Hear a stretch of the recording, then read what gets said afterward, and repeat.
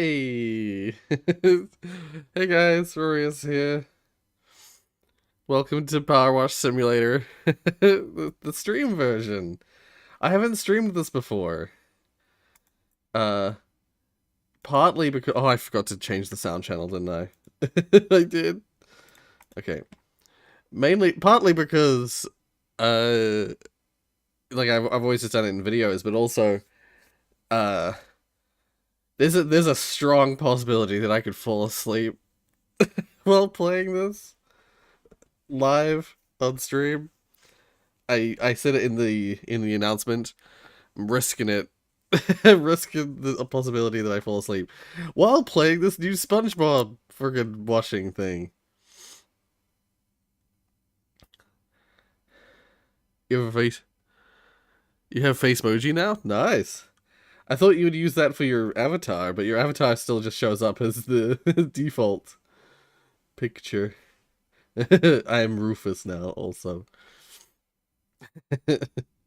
um, I was gonna say this game can be played multiplayer, but I think like no one on my Steam friend list has this, so I'll just play it solo for now. But I'm gonna be invited.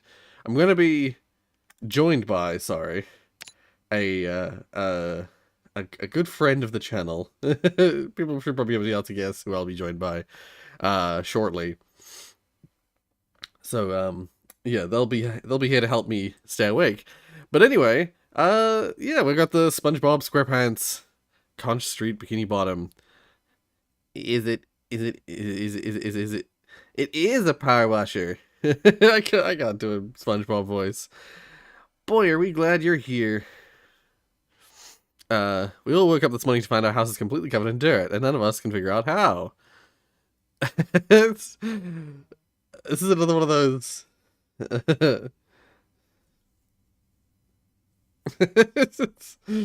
Yeah. Also, 9 days left for a new emblem. What's emblem? Oh, as in 9 days left for your membership before you get the new. Oh, freaking awesome! Yeah, yeah, yeah, yeah. Oh, damn! 9 days. It's okay. It's okay. Uh, yeah. Okay. So, absolutely nothing happened last night except for a surprise birthday party for my snail Gary. It was amazing. Everyone showed up, and even the tube worms were rock bottom. Uh, Squidward blames us. Yep.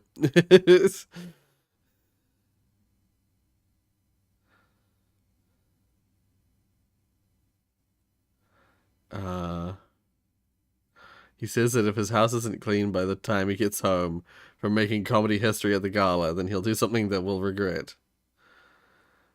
If you clean all three, we'll give you all the Krabby Patties you can eat. I'm sure Mr. Krabs won't mind, maybe.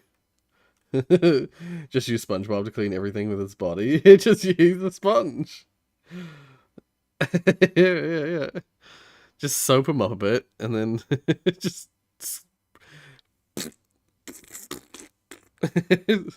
Wait. I'll just check. Um. Oh, okay, yeah. In some in the Tomb Raider, when I was originally playing the Tomb Raider levels, I had all my equipment. But when I went to replay some of them in the free play, I had or vice versa when I just came back to replay them in here, I had like a fraction of the equipment. And I was like, what the heck? Why do I what's going on here? I remember there was a weird thing with that, but we'll just go with this. We got the specialty cleaner for the SpongeBob levels because I'm assuming because it's SpongeBob themed. Let's begin.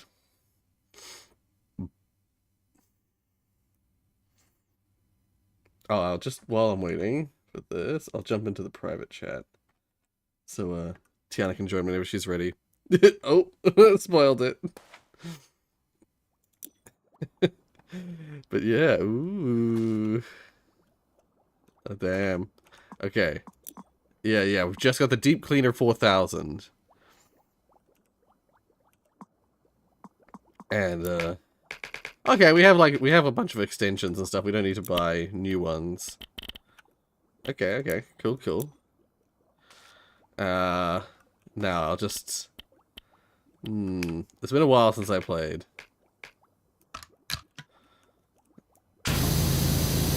Start with. I think the dirt came here because it wanted to. I think the dirt came here because it wanted to. Yeah.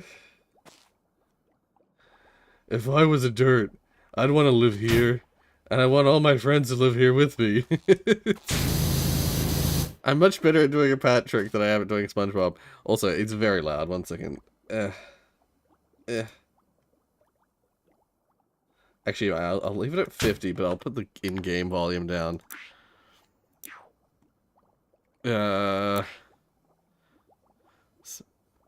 Options.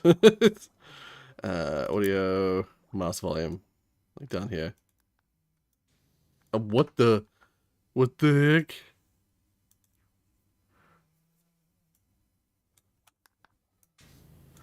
What the fuck? What, did it... Maybe I had reset.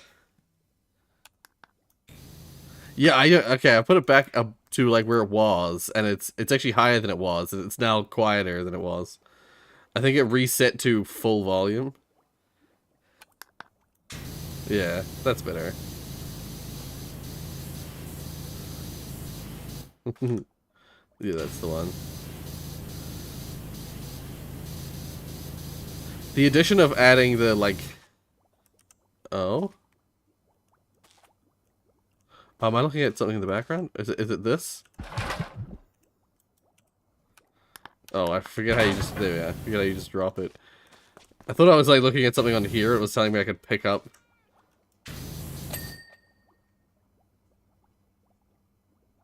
I heard a meow. Gary, is that you?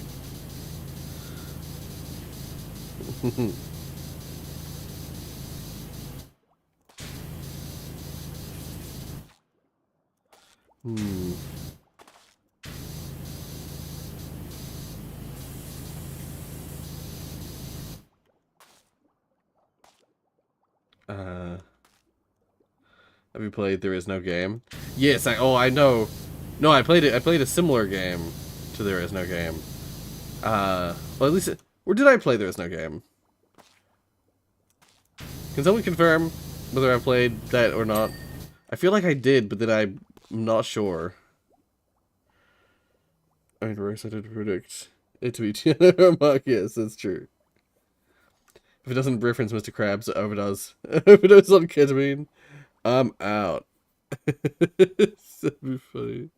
That's why it's all dirty. He overdoses on ketamine and destroys the town. Yeah.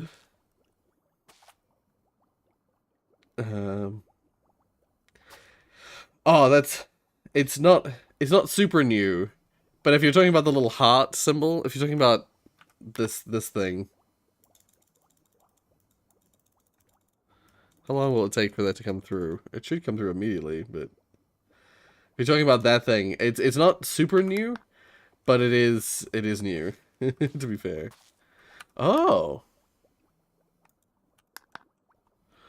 Oh, I never knew you could select things in here, and then it would show them. It would, like, highlight them. Damn.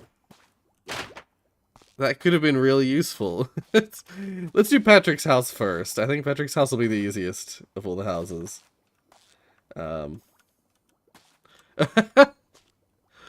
What happened here?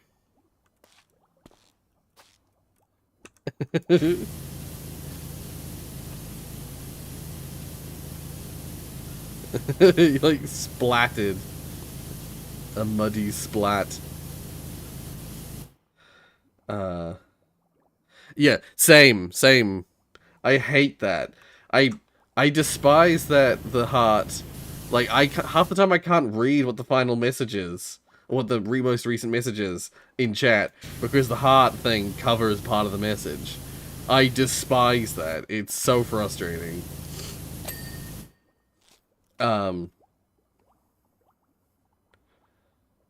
Looks fun, sadly it costs money. Yeah, yeah. I don't think I own... If I haven't played it, then I don't own it either. That'd be why I haven't played it. Oh! I can't fully open Patrick's house. Nice. Yeah. Let's start with the outside.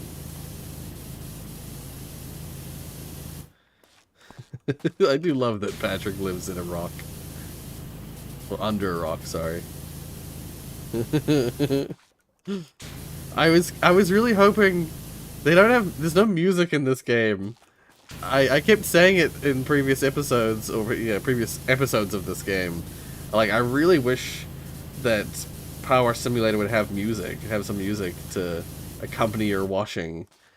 But I was really, when I saw this DLC came out, I was like, this one surely is gonna have some music to go along with it. Nope.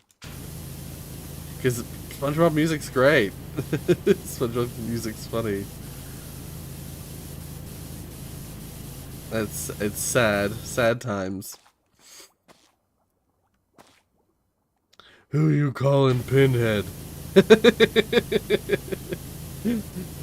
Patrick's my favorite.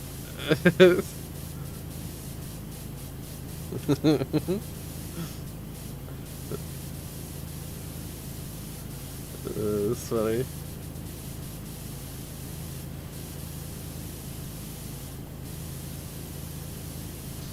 Yeah. Imagine an Easter egg where there's a minuscule chance of Patrick sticking to the rock when opening his mouth whilst laughing. I mean, I think that'd be neat. I think seeing the characters could be neat. There was a video, sorry, not a video, an image that I saw, of this DLC that was like someone's thumbnail. Someone had made a video and someone's thumbnail included,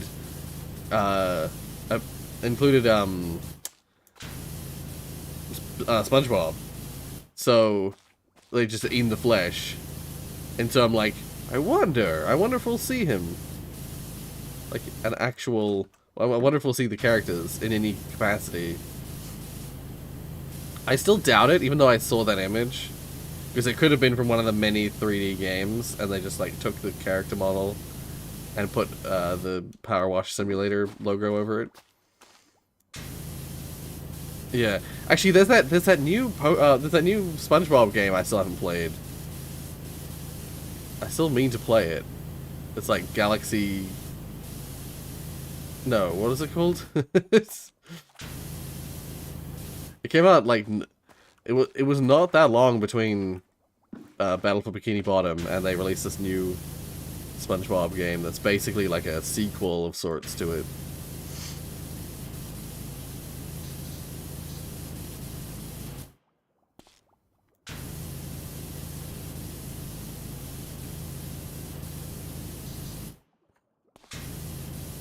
Nearly there. Nearly there.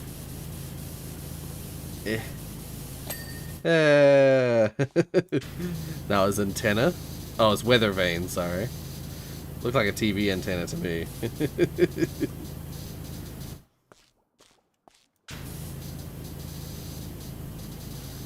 I once again, this is something I was wanting to mention as soon as I started. I was like, I knew before I even started, I was like, that's funny.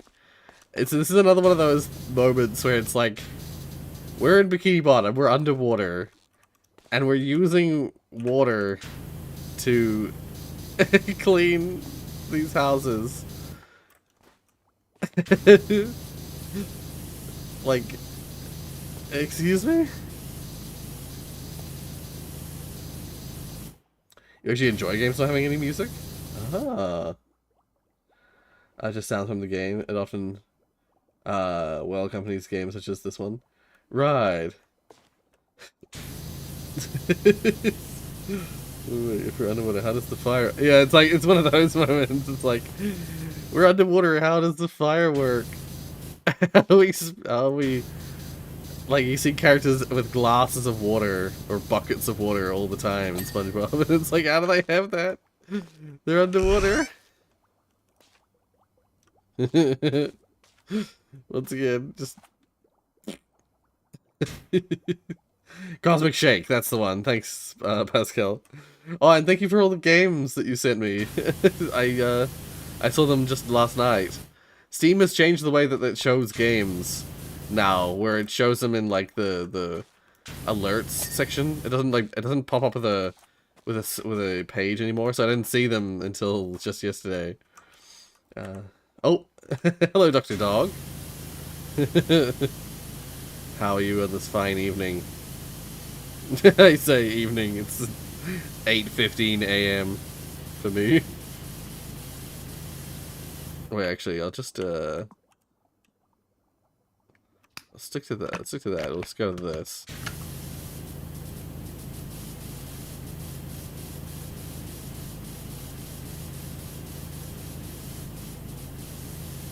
Actually, do I have... If I go... No, it's the turbo nozzle. Damn, we don't have the trident. The, like, crazy trident. The trident's OP as hell. It basically gives you the width of the yellow nozzle in terms of, like, area of effect. With plus, it's, like, perfect clean. Like, it's full power clean. Okay, let's switch back to, like, this one. Hi, Rory. Hey! Welcome, welcome. Hello. Guess who just speedrun work, running, shower, and dinner? Literally speedrunning. Yeah. You guessed it, it's me. I accidentally spoiled the surprise earlier. Wow. Sorry, it's clearly clear that you cannot keep a secret. What kind of friend are you? Yep. It's disappointing. Just terrible. You should feel ashamed. I mean, it's not like you are already feeling awful with being sick, you know. Yeah, I actually, unfortunately, still kind of am sick. Despite the fact that I was feeling better in recent days, it's still, I seemingly constantly have. I always have problems with my ears. My ears have always been a problem for me ever since I was a little kid, and this is one of those colds or sicknesses that started through my ears, and it feels like it's just like remaining in my ears permanently. If I stop medicating, if I stop taking the painkillers and stuff, it immediately starts hurting in my ears again, as if like I have to let it get to some other part of me before my body will deal with it. My ears will, if I leave it, if I keep, it's like I need to stop medicating for a while, let it infect me fully, and then my body will deal with it. That's kind of the stage that I'm at. I'm like, God damn it, go away, cold. But I'm not gonna do that. I'm gonna keep taking the painkillers and the medications. But that's where my brain goes. I'm like, do I need to get my fucking throat in on this? In on this cold? Yeah. Yeah, it's because for people wanting to know more information on this topic for some reason, it's because when I was a child, I used to have ear infections all the time when I was a kid, and so the doctors ended up, after trying to fix my ears a bunch of times, decided that, well, you know what, one thing we could do, is, I'll just read this in-game message. If I was a dirt, I'd want to live here too, Patrick. Oh my god. Oh dear. And I'd want you to live right down the way. Mm. So, Yeah, no, I was yeah. just gonna say, they decided that it was basically like, alright, we've tried all these things to fix it. Oh, and I'd want a dirty little Squidward to live just next door. What the heck? That seemed oddly. Anyway, yeah, they were like, okay, nothing's working. We're gonna take your adenoids. Um, for people who don't know, adenoids are basically your ear tonsils. So when people have when people are getting sick all the time, sometimes they have you get tonsillitis, and tonsillitis is basically like an overreaction of your tonsils to invaders, and so you'll get your tonsils removed, which basically means that your tonsils are supposed to be your first line of defense against colds and sicknesses, but if you have overreactive tonsils, you might get tonsillitis, and so the tonsils are like causing more problems than they're solving. So you get your tonsils removed to avoid like the swelling and stuff that's caused by tonsillitis. I basically had the ear equivalent of that, and so I had to have my adenoids removed, the ear equivalent of tonsils, and so yeah, I typically when I get sick, my ears are where the sickness happens, because I guess because I don't have that first line of defense in my ears. Yeah, if you know what I mean.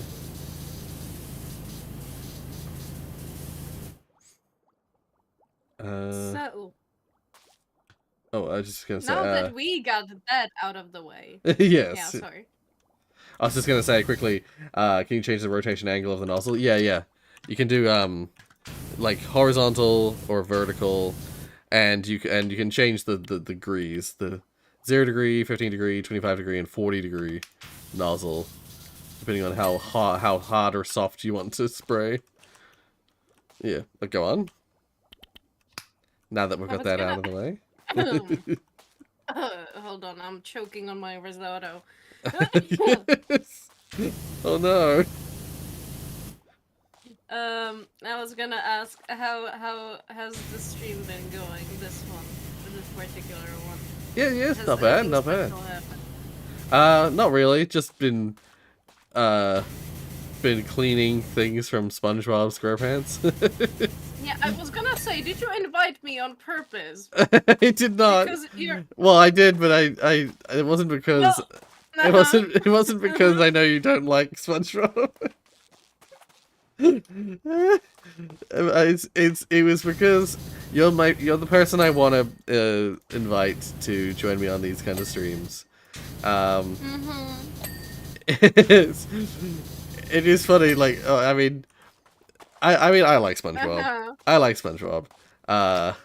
But and I earlier I was doing.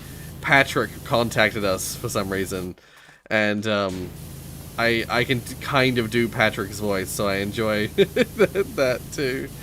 But no, it's like when I want to do a stream like this where I just want to chat with someone, you're always the first person I think of. So yeah, that's why I invited you. Well, I The am other glad inviters I will am remember that. that. Yeah. They can remember what they want. It's like, well, Joan, I did think about it, but you don't usually talk on streams because you're too nervous to. So. Oh. Oh, I thought she was referring to the SpongeBob thing. Oh. Oh, maybe, I don't know. No, it makes more sense. Like like picking out who is gonna be here. Yeah. Yeah. Joan has spoken on a few streams, but usually Joan's a little nervous to to speak on streams. Well, I say nervous.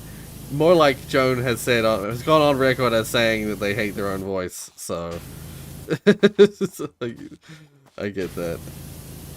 I was the same. I hated my voice when I heard it recorded, played back. But then I heard it so much just from editing myself that it now sounds no different.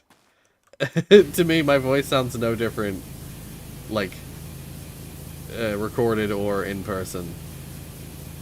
If you hear your own voice enough recorded, it just sounds the same as your voice that you hear in your ears. And it's a weird phenomenon, and I can't explain it, but it does happen eventually. Because like the explanation for why people think that their voice sounds terrible recorded is said to be that it's because when you hear your voice in your ears, you know, in your own ears, it's reverberating through your skull, and so that there's a difference there's a literal difference in the way that the audio gets to you. So your voice does sound different, literally sounds different, between like hearing it when you speak and hearing it played back to you.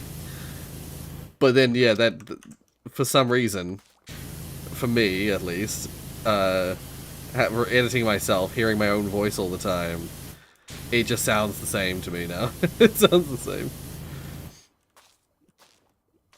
I can't explain it, but yeah. But yeah, no, I was gonna say, the only other thing as well is that I thought, it's unlikely that the characters will actually be the characters from SpongeBob will actually be in here. So you won't have to suffer through the characters that you don't like. It's just the spaces. It's just the places. Yeah.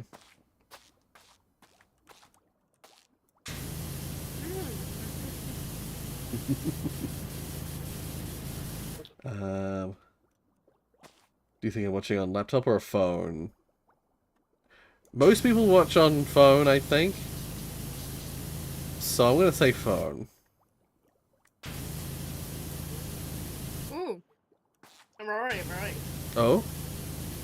Before we'll get to our probably short discussion over Jenny Leclue. Right, yes.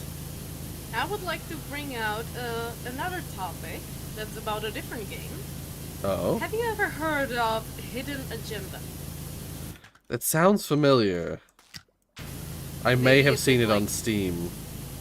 Maybe a bit detective. Maybe on Place, for example. Oh yes, I know it. Yep, I know it. Yep, it's that game where it's it's a bit like Until Dawn, but you play it with multiple players, and each person has something. There's like a bad guy amongst the group. There's an imposter, and well, there's a character who's the bad guy of the group, and each character for every chapter of the game or every segment of the game has something that they're secretly trying to achieve that the other players don't know about, be it good or bad. Yeah. Exactly. Yeah. So yes, it's a horror game. You in the game end up playing like from two different.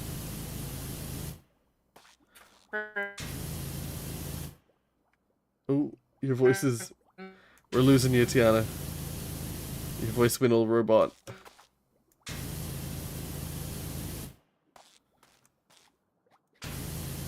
No. Two different people. Okay. From time to time. Yeah. Fuck. Oh, okay. Fuck. Oh, your voice came through all at once all of a sudden.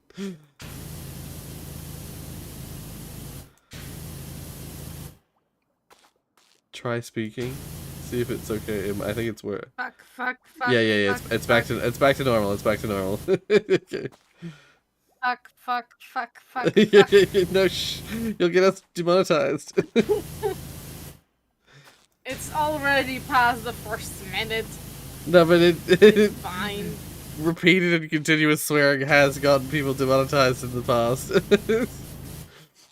You can say it once. You can say it a couple times, but if you say it you keep saying it over and over again, it's too much concentrated swearing. It'll get demonetized. No. I don't know where I ended, but basically I was saying that in the actual game, Yep. especially to those who are in the chat, Yeah. also don't forget to like the stream because Yeah. then we know you actually enjoy this. Yeah, like the If you stream. don't, then that's a problem on your end. In any case, in any case, Hidden Agenda. I'm not sure if it's on Steam, but I know it's definitely a PlayStation game. Yeah, yeah. And it's a game you can play alone, but it's more entertaining when you play it with friends, because then, as Rory mentioned, you have the option that one of you is the quote-unquote imposter who has a certain goal, and when you and the other players then are discussing what option are you gonna go for, because I believe the developers behind Hidden Agenda is behind Until Dawn. Right. Yeah, then you have decision making, and so between you and your friends, you make decisions, and based on those, different things will happen. Yeah, you have to vote. And yes, on you stuff. vote. I believe it's like you all have your own phones. Yeah. But I believe it can be just played on one controller, and Yeah, well, one in that one case, you console. don't have an imposter. Yeah. It's all usually just one console, but everyone has their own phone that they. It's like a Jackbox where you connect with your phone, and you all vote on different things. And I forget now if everyone can see your vote, but whatever the case is, you depending on how you vote for things like in those moments, the game will be directed in a specific direction based on your votes. Yeah. Yeah, so you can sort of like guide the game to go a specific way. Yeah. Exactly. Yeah. Though comparing to Until Dawn, I believe that like at least in Hidden Agenda, maybe things are quote unquote more clear. Let's say that, for example, since it's a detective game, Yeah. and you have some sort of a crime scene or some space you can look around in, you have hints as to like what do you need to look for. Something like that is not in Until Dawn. First off, it's not a detective game. But second, if you are looking for something somewhere, then you have no idea where that thing could possibly be, or you don't even get an icon. You just sometimes have to follow the sounds, and maybe then, or no, not sounds. Remember in Until Dawn how there were like the totems? I haven't played it. I haven't played it or seen it. Oh, you haven't played it yet. No. Oh my god. Okay. And so I haven't in even watched anyone play it either. Like I've kept it relatively spoiler free for for the day when I eventually play it. Yeah. Sorry. It's alright. It's alright. I do know approximately what like some things that happen already, so it's okay. Yeah. Well, in that game, you from time to time can collect some totems, and I'm not gonna say what they do. But, right. Basically, you usually probably can't find them just by looking around in the space. You'll actually have to look out for like a specific shine you can see. Somewhere. Right. Let's say like the totem is on the like floor in the snow, then once you're walking around that, then you're gonna see a bit of a shine. Yeah. And you're gonna know, oh, something's here. Cool, I'm gonna check it out. So, yeah, I feel like Hidden Agenda is a bit easier to get around to, and it's really well written. Surprisingly, the only... there was one particular video that showed like the best ending and like quote unquote all the best decisions. Yeah. And it was like less than 2 hours, I believe, for me. Right. Oh, yeah. So it is a lot. It is a lot of content, but it's not that long. Yeah. From what I understand, yeah, the reason that they do it like that is that they wanted it to be playable in an evening with some friends. You know, they didn't want it to be...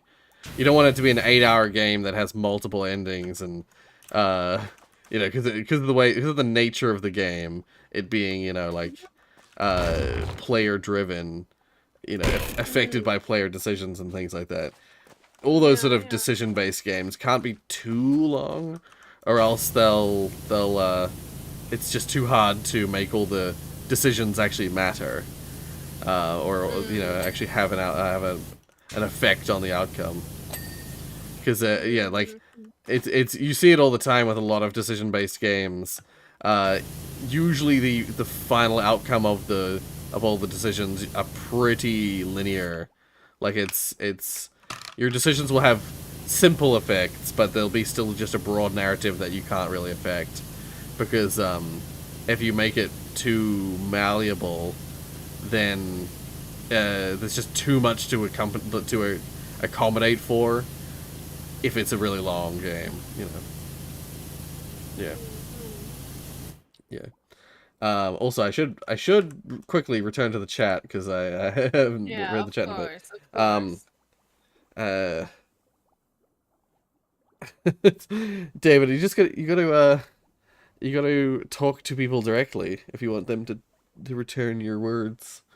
Um, I just kept on playing games with my friends and made my mini clips, so I had my voice a lot, and eventually just got used to it. Yeah, yeah, yeah.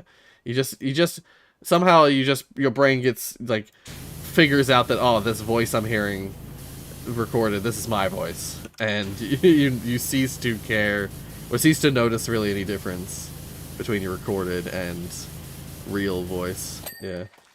Ooh. Uh. I also kind of have homework since I got diagnosed with social anxiety, and they were just told me to keep on hanging out with people. Oh, okay, I see. Interesting. Homework. Your homework today is to hang out with your friends. Oh That's, hell yeah, that sounds like a fun homework. yeah, that's good. That's some nice homework. Yeah. Except Um, if you don't have friends, then that is a problem. Yes. Um, but also, there was stuff about Andy was saying maybe it was my internet that was dying, and that was why your voice went all robot before. no, Um, it's probably on my end. It could be I was probably gonna on my say end because from yeah. I don't have any dropped frames, and my voice connected thing is fully green. But then it might have been, I See, didn't check it at the time, so I'm not sure. It might have been dying see, temporarily there. see, the thing is that my internet from time to time just dies, and then it's Yeah. like Right. fine. Yeah. Or more specifically, I basically we have like Wi-Fi router, right? Yeah. And I am not like connected to it by a wire. Right, I'm yes. connected to it viruslessly Yeah, without a yeah. wire. Yeah. And my room and my PC is like the furthest out of all of the technology in our house. Right, And yeah. our house also has thick walls. So from time to time, Mm. the signal just gives up. Right, And yeah. then second of all, I was recently on a vacation, and so the computer was off. Right, And yeah. so for some reason, I'm not sure, it's like how sometimes the technology I have is acting like a child. And it's just because I haven't been paying attention to her, and she she didn't need Wi-Fi. She had to take such a long time to getting used to everything, and Wi-Fi once Mm. again, it's just Yeah. yeah. Dear. So that's that. Yes, it's probably on me. Okay. But I would just say there is a possibility that that something was going wrong with my internet as well. Um, mine very rarely. It's just a possibility. Okay.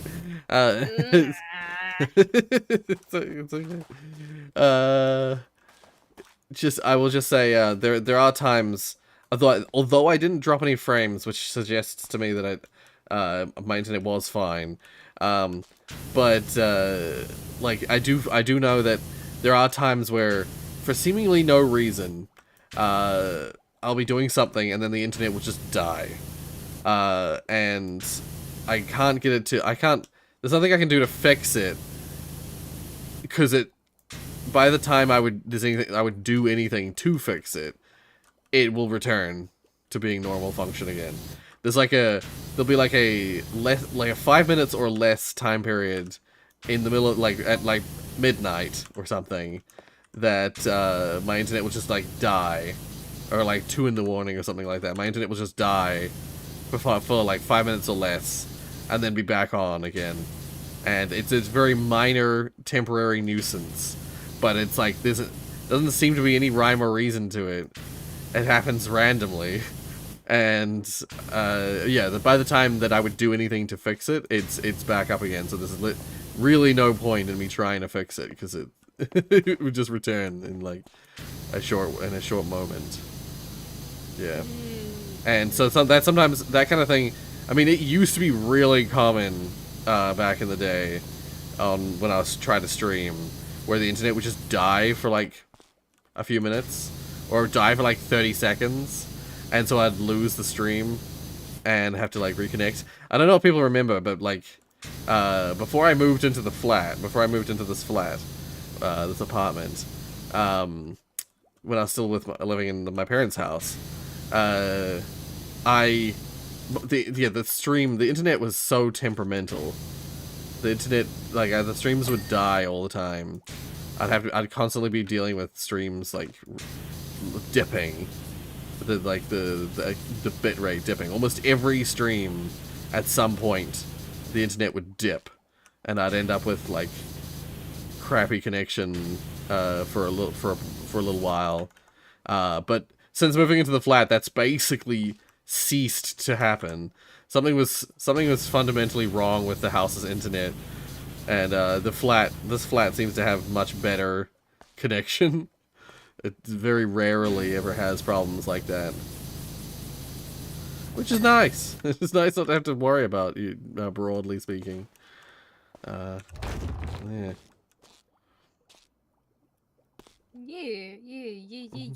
Yeah. But that's there. You talked about hidden agenda. And oh, just quickly before we do that, yeah, definitely. both Zach and Andy now are saying have been infected with this. Play Cats or Liquid? No. I mean, yes, I will, but soon, not now.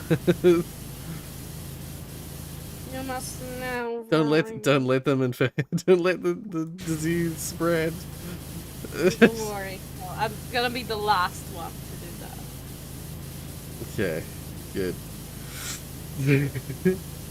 Just Christina, the seed to the. Oh, you asked me. I have no. I'm as if I would just like pluck it out of my brain.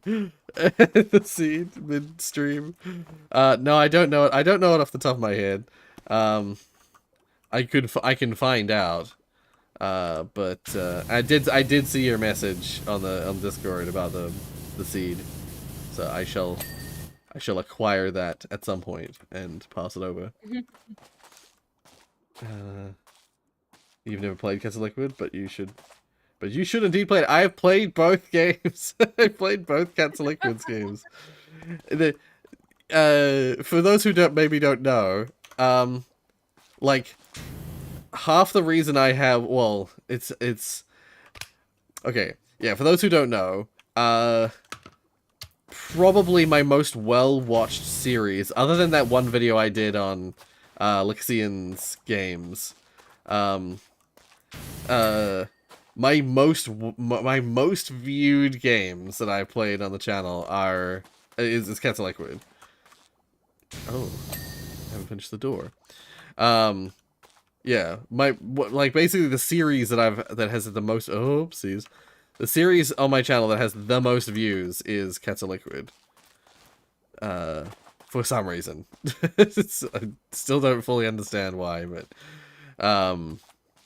so yeah, I played right through both Cats of Liquid's games.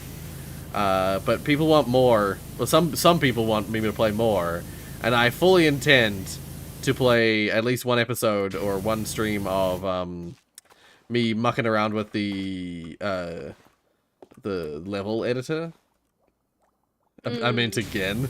I mean, I guess I can play it again.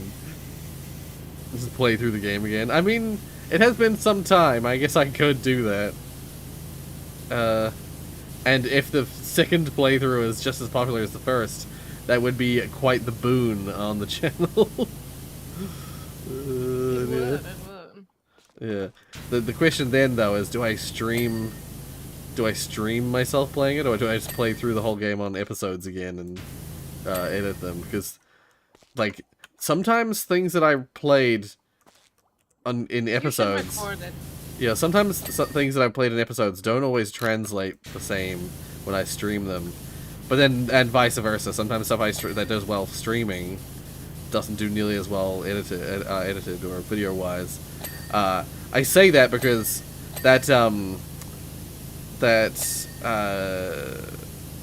what the hell's it called? Not for broadcast? That not for broadcast stream I did. Like episodes of that would get hundreds of views, but that stream only has like about like somewhere between 30 and 60 views, which is like normal stream sort of amounts, but not like not for broadcast amounts. Not for broadcast usually did very well in episode form, so it makes me think it's like, that's weird.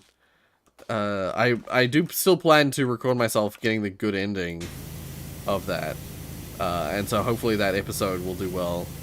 But yeah, seemingly did not get the same attention in stream form. So yeah, maybe that's something I could consider for Cats Are Liquid. If I'm gonna replay the game, I might replay it in episodes as well. Oh, weird. The pineapple, SpongeBob's pineapple, gets completed in like segments, like a pineapple. That's sus. It's weird. It's odd. It's like if you were cleaning chocolate bar piece by piece. Yeah. yeah. Oh, that's weird. Oh, yes, thank you. Thank you for posting the links. Can I just say that YouTube has been screwing up more than it used to before? Nowadays, I cannot even look up the names of the playlists. I have to go by either the newest added or the least added. The like old shit.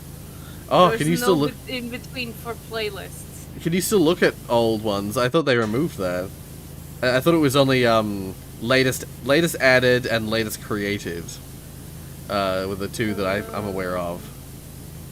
So like latest video added, and then also latest created. Oh, okay, yeah, never mind. It's like date added, newest, and then last video added. Yeah. Like there used to be a sorting option that was still not helping out. Yeah, exactly. There used to be a sorting option that was like there's the oldest created as well. And so you got to see the reverse sort of the newest created sort. And you could see like the very first stuff and then work back towards current time. But they've removed it. And I don't understand why they would do that. Maddening. Just leave the search bar. Leave it there. If you want to look up a specific series, don't make people go through all the like hundreds of playlists Rory has. Yeah. That's just it. It's like they've made searching for specific content on YouTube like really tough. Made it really frustrating. I really wish there was, because there is a search bar, but it searches everything on the channel. There's no specific playlist search, so you can find the playlist in the search if you're lucky, but most of the time it just brings up episodes. When you use that little search icon on the far right of the tabs.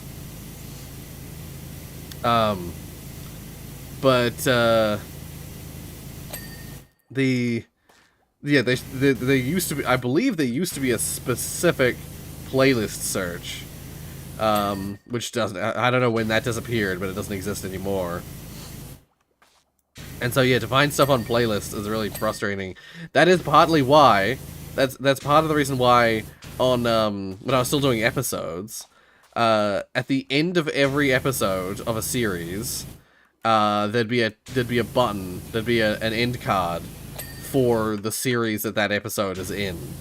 So, like, there's always, at the end of every episode, there's a link to the series of that, or whatever, to the playlist of that series. So, like, at the end of an episode of PowerWash Simulator, there'd be a card, an end card, that linked to the PowerWash Simulator playlist. And I was doing stuff like that. I was trying to find ways to link videos up with the playlist system to help people get to playlists. Because, yeah, playlists are kind of hard to get to now, frustratingly. And I don't know why YouTube does it like that. It's like, from my perspective, the only thing I can think of is that they really want people to use recommended stuff rather than curated stuff. They don't want people to have curated content. They want it to be done through their algorithmic system. Because they get more data. They get more user data if they can get you to use their algorithmic system. Because, you know, if you watch multiple videos that are on your recommended list, that gives them more information about what you want to watch than it does if you just watch a playlist. Because a playlist, it's just going to play through. There's no, like, choices necessarily for you to make. Even though it should tell them, well, you really must want to watch this creator because you're watching an entire playlist of it. But seemingly no, they don't. They basically discard all the data that they would get from seeing a person watch a playlist. They're more interested in seeing what a person will click next if you know, from the recommended list. Yeah, I don't know. That's the perspective that I have. That's what I've always gathered from that. Yeah, it sucks. Yeah, frustrating. Yeah. Yeah. Also, hey to everyone watching the stream. I appreciate you all joining. I see there are a few people here. If you enjoy PowerWash Simulator, hit that like button. And if you enjoy SpongeBob, hit that like button.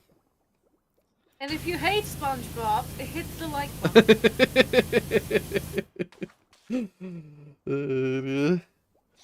We currently have 10 people watching the stream, so there should be 10 likes on the stream.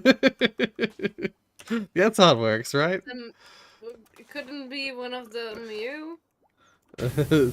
No, me on the dashboard. The dashboard no longer counts as a viewer, which is good. In the past, it used to be that one of the viewers on the stream was always me, and that was weird. I don't know why it used to do that. But now it doesn't do that anymore, which is good.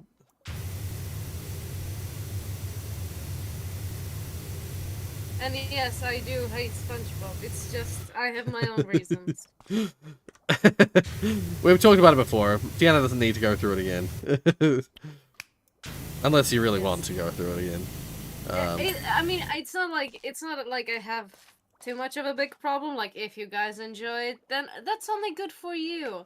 But for me, it's difficult to watch shows, any shows, that show characters being, like, socially awkward, because then it reminds me of those things. And so, SpongeBob for me is just a hell of social interactions. Yeah.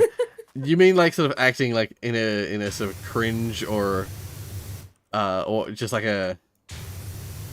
I was gonna say not picking up on cues and all that, and also SpongeBob, he is like a young adult, but he's a fucking SpongeBob. He's so much. I don't want to say annoying, but hard to handle. Yeah. See, I didn't relate to SpongeBob as much as I related to Patrick. I liked Patrick. Patrick is my favorite character. The chill star. Yeah, the moron. The idiot star. Yeah, he's the. Wait, I gotta. What was he? What did he say earlier? He said something that was funny. Messages. I. Um.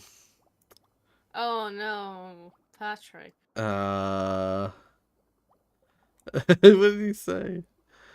Oh, I think it's just. It was just that line about Uh. If I was a dirt, I'd want to live here. It's like it was just I don't know. Oh He yeah. yeah. Um. I don't know. When I was a little kid watching SpongeBob, I always thought Patrick was hilarious. It's like he's like the Homer of the show. I like Yeah, see, and Simpsons. I And also like, don't watch Simpsons. I also hate that show. wow, wow. Um, I hate that show for a couple of reasons, but one of them is also like the interactions then and how awkward I just feel seeing the characters, how they interact with each other, yeah, and but what kind of messes does the kid gets to. The yeah. boy. Well, see, once again, I never really related to Bart. Uh, Bart was never really like Bart was supposed to be the kid's sort of role model. Well, not role model, but like he was supposed to be the Role one that model was kid. I'm yeah not sure if that's yeah if that's wrong wording. He was supposed to be the one that the kids like connected with or related with. Um, yeah. but no, it was always Homer for me. It's, Homer is just, in my opinion, hilarious. Uh, Mm, and yeah, he's where all the humor is for me in that show. yeah. Um, Fine. so yeah, you can see like Patrick and Homer. It's always the character that's like a kind of a moron, um, Mm, but like a lovable idiot. That's mm. the kind of character that I would always enjoy in these shows. Um, Well, that's good for you. hmm. Yeah. No. When Good you for you. say the character's acting awkward, from my perspective, from what I can hear you describing, I think it's more so like it's like the way they're acting is not a way that you like. It's uncomfortable because it's not the way you would expect or think someone should act in that scenario, and so it's more. From my perspective, it comes across more like you're cringing at the way that they act, and that's what's Yeah, upsetting. I want to think of another way than just saying cringing because some Yeah. people Well, it's misunderstand cringing as being yeah. angry and frustrated. Well, no, But because like well, cringe in technically, I modern am times means something slightly different. a bit frustrated. I am technically a bit frustrated with always a particular situation Right. in these kinds of shows.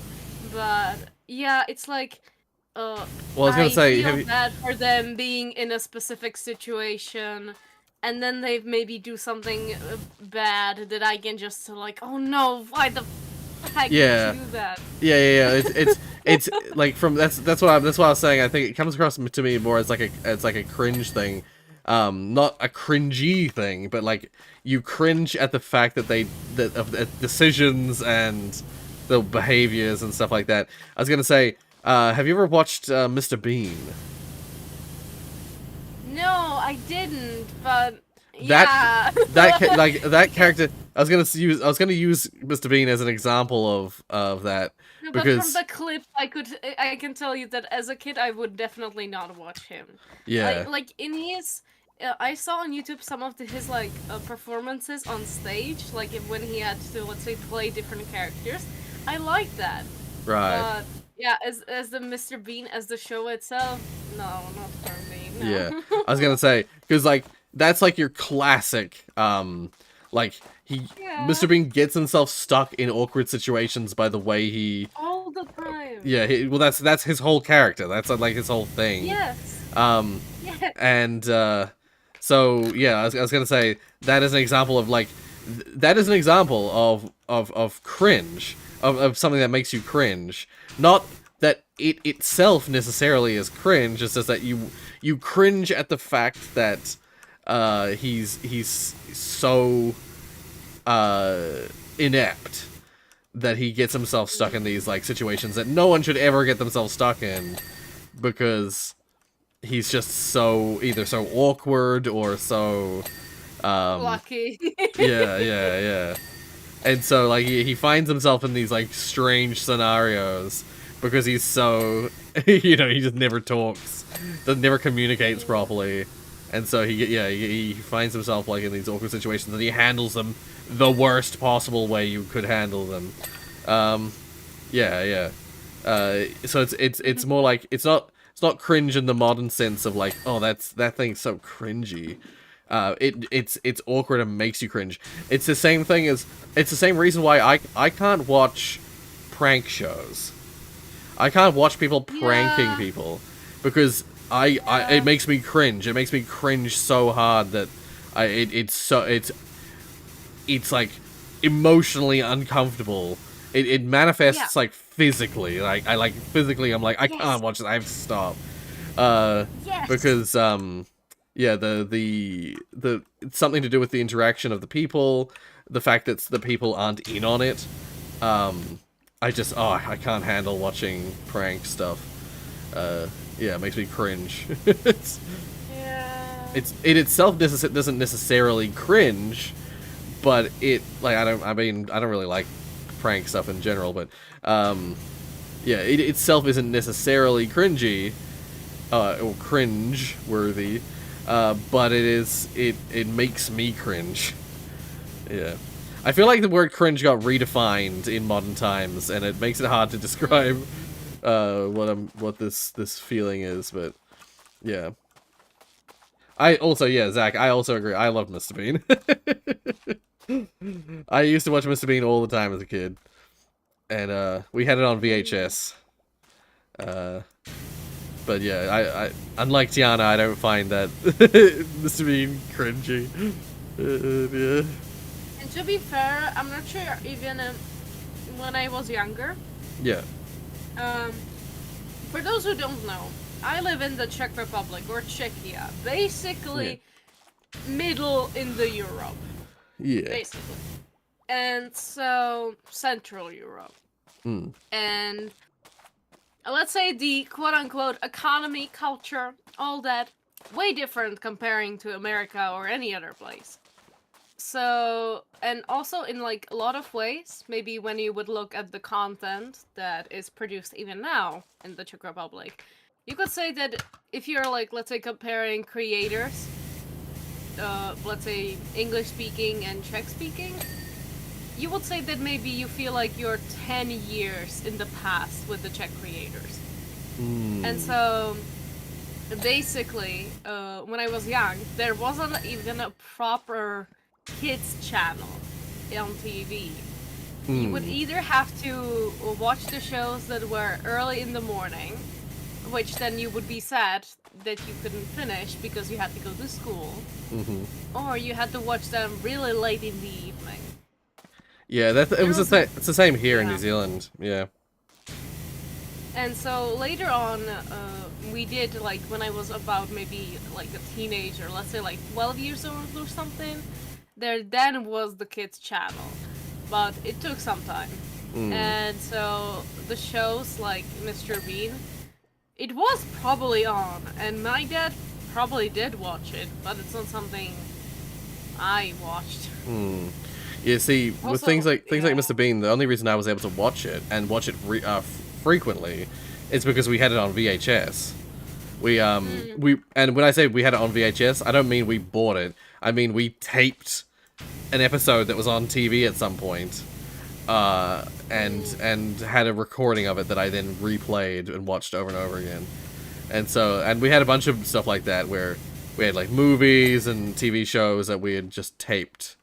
Cause let's just say, I didn't grow up in the wealthiest of families. Most of my life, my family's been living off of a teacher's salary. My entire family of 4 has been living off of a teacher's salary. So, yeah, you know how teachers don't earn exactly very much. Yeah. That's see, there technically was a kids channel if you were willing to pay for satellite television. But we didn't have satellite television because we were not willing to spend on that. But we did have a VHS player, and back then there was no ability for people to protect content via digital methods, so you could just tape TV with a VHS player, and watch those tapes back whenever you wanted. So we had a bunch of VHS tapes that were, taped movies and TV shows and stuff like that, and Mr. Bean was in that list, was in that pile. We had a bunch of Mr. Bean episodes, just random Mr. Bean episodes that we'd taped. So yeah. What's interesting is, I live in what is considered a wealthy area of New Zealand, but we're not wealthy at all. We're probably some of the least wealthy people in this area. But it's nice because I went to nice schools and stuff.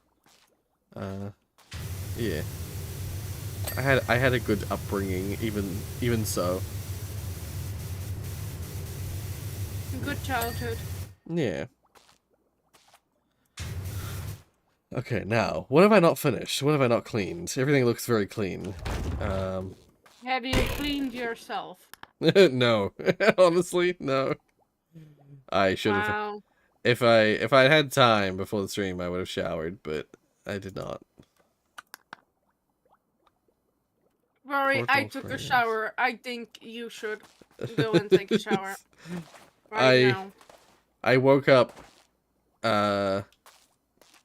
Well, I woke up about 15 minutes before the stream started, and the entire time is how long it takes me to set things up on my end before the stream, and so there's literally no time. It's fine. It's fine. Oh, there it is. Talking about showering and behavior. Yeah. Do you usually shower in the evening or in the morning? I prefer, emotionally, I prefer showering at the end of the day, but in terms of especially when I had long hair, in terms of most effective, well, in terms of my health and the best for my hair and stuff like that, and my ears, definitely better to shower in the morning. Container. Oh. What do you have to say about that? Well, it's just I ask because on YouTube there's this one particular YouTube doctor, let's say. Okay. Yeah. I'm not sure if you've heard the name. And great, I now forgot the name, so that's wonderful. But basically the doctor is a family physician, and he had an episode where he answered some of the questions he got, and Right, one yeah. of the questions in the recent video, because he has a whole series, was a question around morning showers and night showers, and he himself said that he much more prefers morning ones. Yeah. Which to me, as a person of night is the best, at night is the best. It was really surprising, and so he did say oh well, if someone has allergies to pollen, it's probably better if they shower in the evening, so they don't have to sneeze in their bed. Right. Yeah. I am a man of the morning showers. I will defend it. Yeah. And I'm great, I'm gonna fight you to that. Yeah. I like Zach's response. I was wondering. Zach says, Yeah. I think it's best not to shower. Bruh. But Andy says, I usually shower at the end of the day since my skin starts to hurt a lot, so it feels so I feel it's better. So we can just skip that by not being skip that by not. Oh, I see what you mean. Um, so you skip the so when you shower, it hurts your skin. So you sleep through the pain by showering at night. Okay. Um, yeah, for me it's for me like again I returned to when I had long hair. It was more of a problem for me when I had long hair. Um, if I would shower at night, what would happen? Like I preferred it because it's like it's the end of the day. I feel like I like time wise I can sort of more relax more in the shower. Um, if I'm showering later at night, um, it's not as stressful and I can take my time. Uh, and so like I preferred emotionally I prefer showering at night. But then what would happen is that when I had the long hair, I would take it would my long hair sometimes can take up to like well it could take up to like 3 hours to dry properly, um, to fully dry. And so because I didn't use blow dryers and stuff like that, I wasn't interested in doing that kind of thing. Um, and so what would happen is I would shower at night and then I'd go to bed and my hair would be wet and well my hair would be still a little bit wet. Um, I say a little bit. It's still like wet enough to be a problem, and all that moisture in my hair and around my ears and stuff. I've always talked about how I have ear problems. Um, if I would go to bed with wet hair, I would wake up 8 hours later with still wet hair. Which, if anyone is familiar with sort of like the cliches around like getting sick, being having wet hair for a long time or a wet head for a long time is really not good for your health. Is you're prone to you have an increased proneness of getting sick if you have a wet head I can for a long agree to period. that. That is true. Yeah.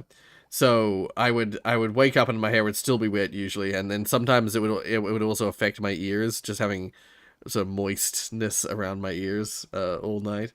It would I would sometimes wake up with sore ears, uh, and so but then yeah, so then I'd have that to deal with, but then I wouldn't have to shower in the morning, and because the reverse is that if I shower in the morning, that means I have to get up a little bit earlier to take the time. Rory wet. Oh my god. If I shower in the morning, then I have to get up a little bit earlier to shower because I need the extra time to spend in the shower. Um, and then my shower would usually be like a semi-panicked rush to try and get through the shower quickly so that I'm ready to go. And then, uh, getting in the shower first thing in the morning, that's the last thing I want to do. Is I'm all like, usually I'm cozy and comfy because I've just got out of bed. Jumping into a shower is like jarring for my body. Um, more so if it's still cold. uh, and then also if you have the shower particularly hot, then you're at risk of falling asleep in the shower or like doing the head bob dozing thing while in the shower. Um, so there was just a lot of like emotional stress around the idea of showering it in the morning. But then it would mean that once I've got out of the shower, I'm like clean, ready for the day, and my hair would dry naturally. I wouldn't have ear problems. Like health and yeah, health wise, and like just physically, it was always better for me to shower in the morning. My hair would dry naturally because it'd be getting blown around in the wind and the air as I wandered around during the day. Um, yeah, I would it would dry within the normal 3 hour period, the maximum sort of 3 hour. Yeah, I say max. It would take max 3 hours to dry. If I'm running, doing things, walking around in the day, wettiest. No. Oh, you've got Yeah. eczema, so it makes your skin. Oh, right. Yes, showering makes your skin really dry. Yeah. Oh, that sucks. Yeah. Um, unfortunately, my nephew has something similar. So Oh yeah, he has no. problems with that, with itchy skin. Um, Oh. yeah, really What kind of sucks. genes did your brother give him? Well, it's unfortunate because he actually gets it from both sides of the family. Um, No. we don't on our side of the family we don't have eczema specifically, but my brother has had like in his adult life he has had problems with his skin and his on his hands. I don't know exactly what's wrong with my brother's hand skin, but it was like it became really rough and like cracked and stuff like that. Um, Mm. and then on my nephew's mother's side, like while his mother doesn't have eczema, his grandmother does. And so eczema, exists on the other side of the family. So yeah, so he's got the weird skin from our side and the eczema from his mother's side, and so poor kid. Um, Oh. yeah, uh, we like our my family line has a lot of health issues, but it at least thankfully eczema isn't one of them. Um, I mean it is now in my nephew, but uh, It's not in us, except our nephew. He's gonna be fine. it's now in our nephew. Um, Oh. but we have weird skin. Well, again, I don't know. We have weird skin. Um, it's. I remember it comes from a specific part of my family. It comes from my mom's grandma, Sister. my mom's grandma, so my great grandmother. That side of the family. Sister. There's a family with the surname Woodall in my ancestors. Waddle. Yeah, Woodall. Oh my god, that sounds so cute. So there's a bunch of surnames. Everyone knows my surname is Van Westeren.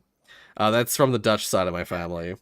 But It's so on my family. British side of my family, there's a bunch of surnames that from my mother's side and from all that. And one of the British side family names is Woodall. And there's actually an area in well, So there's a cute. street and area in England called Woodall, and that's where one side of my family comes from, and apparently one of the family members, the one of the Woodall that I'm related to, from back in like the 17 or 1800s, um, he was a stable hand for the king at the time. So Oh. he was the one who handled the king's horses. Oh my, oh Yeah, my. that's like the closest thing to royalty that my family has. A servant to the king. Well, that's neat. Yeah, yeah. Because yeah, the Woodall Imagine family. if you were named Rory Daniel Woodle. I mean that is a very Oh, high. Well, it's a. it's, I was gonna say it's a possibility, but no, not really. I guess because it was. it's so You'd have cute. to bend the So genders of a cute. few people for that to happen. But yeah. Blech. Because Bend a few that's genders. that's Rory, multiple it's layers. 2023. It's 2023. Anything's possible, Well, I was gonna apparently. say, yeah, unfortunately, for me to have that surname, I think at least 3 generations of people would have to have be gender bent. Because uh, hopefully not to give away too much information that people could use against me, perhaps. Um, Woodall, the Woodall family married into the House family, um, which so they became the House family. So a woman from the Woodall family married into the House family, I believe, and then the House a woman from the House family married into the Rolston family, um, and then my mother, who's a Rolston, married into the Van Western family. So there's like 3 layers of females marrying into a different family surname that would have to be swapped, male female swap, in order for me to be Rory Woodall. Yeah, Hmm. yeah. But I could have been Rory House as well, Oh. or Or quite. a house in the middle of our house. the, I'm I am the house in the middle of the street. In the middle of the house. Brotherius. My skin used to be worse on my hand, but now it's pretty much gone. Oh, okay. My leg, but not that bad. Mm. Right, okay, yep, yep. I've always heard that, from what I've seen, a lot of people with eczema, it's worse around the areas that bend. So, like, your elbow, or, like, the inside of your elbow, and, Ugh. like, the inside of your knee. That's what I've always heard. Um, make your house a Maxwell house? Is that a brand? Is that like a... We have, like, Yep, that's true. Ah, yep, yep. Yeah, because poor my poor nephew, he had it real bad on his inside, like, oh god, I can't show the camera, like just in here, in his like elbow bend. Um, Oh. he used to constantly itch at it, but seemingly it's better now. He's gotten better with age. We're hoping that it's gonna like fade with time, but we'll see. Right, yeah, yeah. Thankfully, I don't have that. I have sensitive skin, but I don't have eczema, thankfully. I'm not going to bother reading this. We'll just start the job. I... Sensitive boy. Yeah, I have skin that, like, goes red really easily. And, if I use, like, the Oh wrong... yeah, mine does too. Yeah. If I... Oh, I'm at rock bottom. The location. Oh shit. It's the location in SpongeBob. Um. Oh, can I? I can't order candy. No.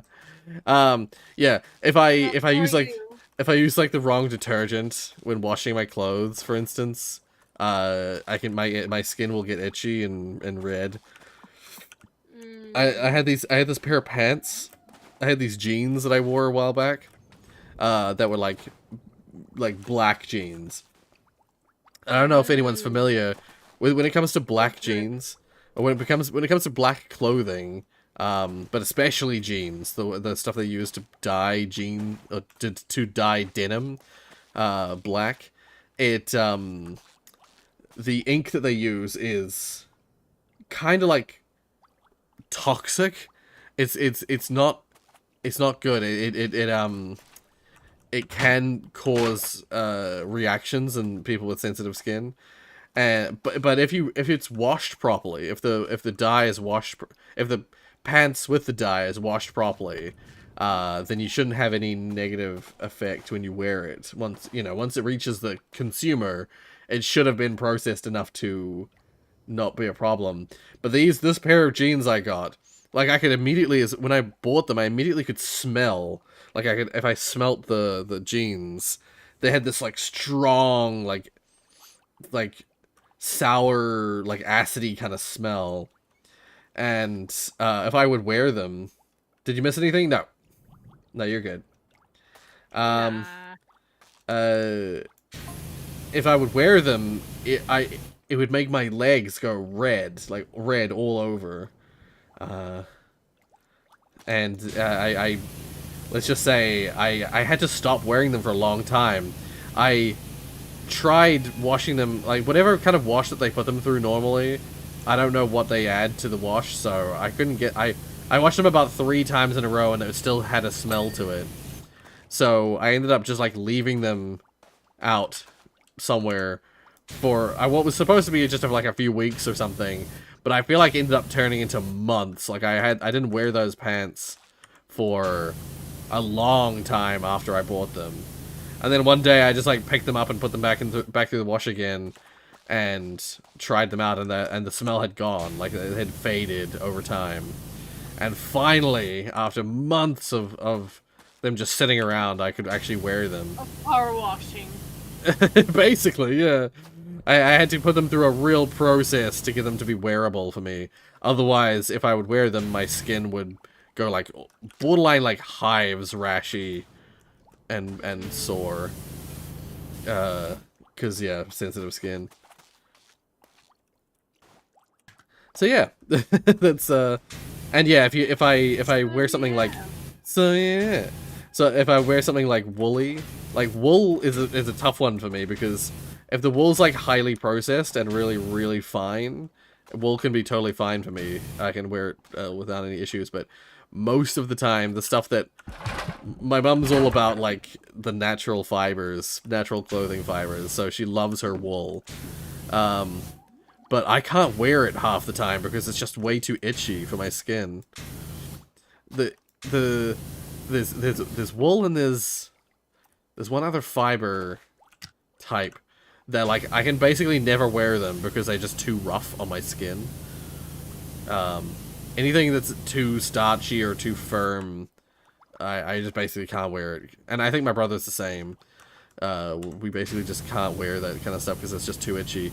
You know how people talk about itchy jumpers? There's a few shows that have had an episode that revolves around an itchy jumper.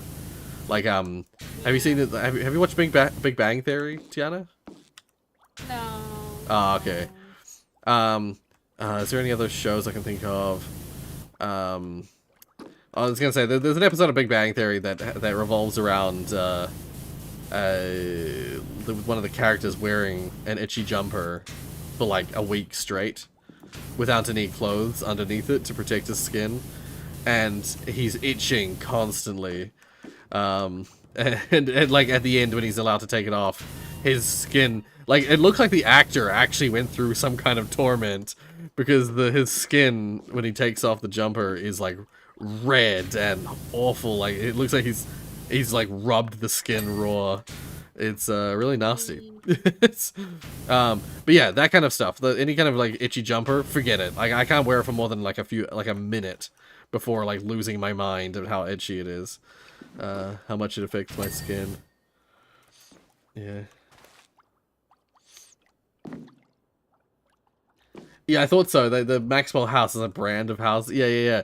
I was gonna say, like when you said Maxwell housing, immediately was like, that sounds familiar. Also, like we have brands like a GJ Gardner home. You know, it's some developer who's got like a brand name, and you contact them to build your house for you. A Milestone house I think is another one. They're like brands of housing development. Like, get yourself a GJ Gardner home. That sort of thing. Yeah. But yeah. So, we haven't talked about Jenny LeClue. No, we haven't talked much about it. But is there really anything left that we didn't discuss already? See, that's the thing I was thinking about. What is there I haven't told you yet? I did mention to you. We talked about the I endings. Yeah. The endings. I mean, we didn't talk about it live, but basically, when Rory played the game, he played only like one time, and one time only. But basically, Jenny LeClue is, for those who don't know, it's a game where you play as this little child that is really into being a detective and solving mysteries and things like that because her mom is a detective. Yeah. And her mom even teaches a class for people like studying crime scenes and all that. Yeah. So her daughter is really into that. And throughout the story, you go through basically a lot of things, but mainly one big mystery, or a bunch of them, I suppose. But basically all of this, like Jenny LeClue stuff, it's actually a fictional story written by an author. Yes. And you first see the author. No, maybe you first see Jenny LeClue and then the author. Yeah, I believe you have see. no idea. If I recall correctly, the game starts in the classroom, and then it pauses at some point in the classroom, and the narrator takes over, and it's revealed that it's a book. It's a book being written by, the story. Jenny LeClue is a character made up by this author, and so it's like it got this sort of like metatextual element to the game, where it's it's like you're playing a character you're playing through what is essentially a book being written by an author. Yeah. Yeah. Basically. Yeah. And so there are a few things about Jenny LeClue, the whole video game basically. Yeah. And so I mentioned to Rory a few things I figured out from me playing it, and then Rory playing it and seeing like the differences and all that.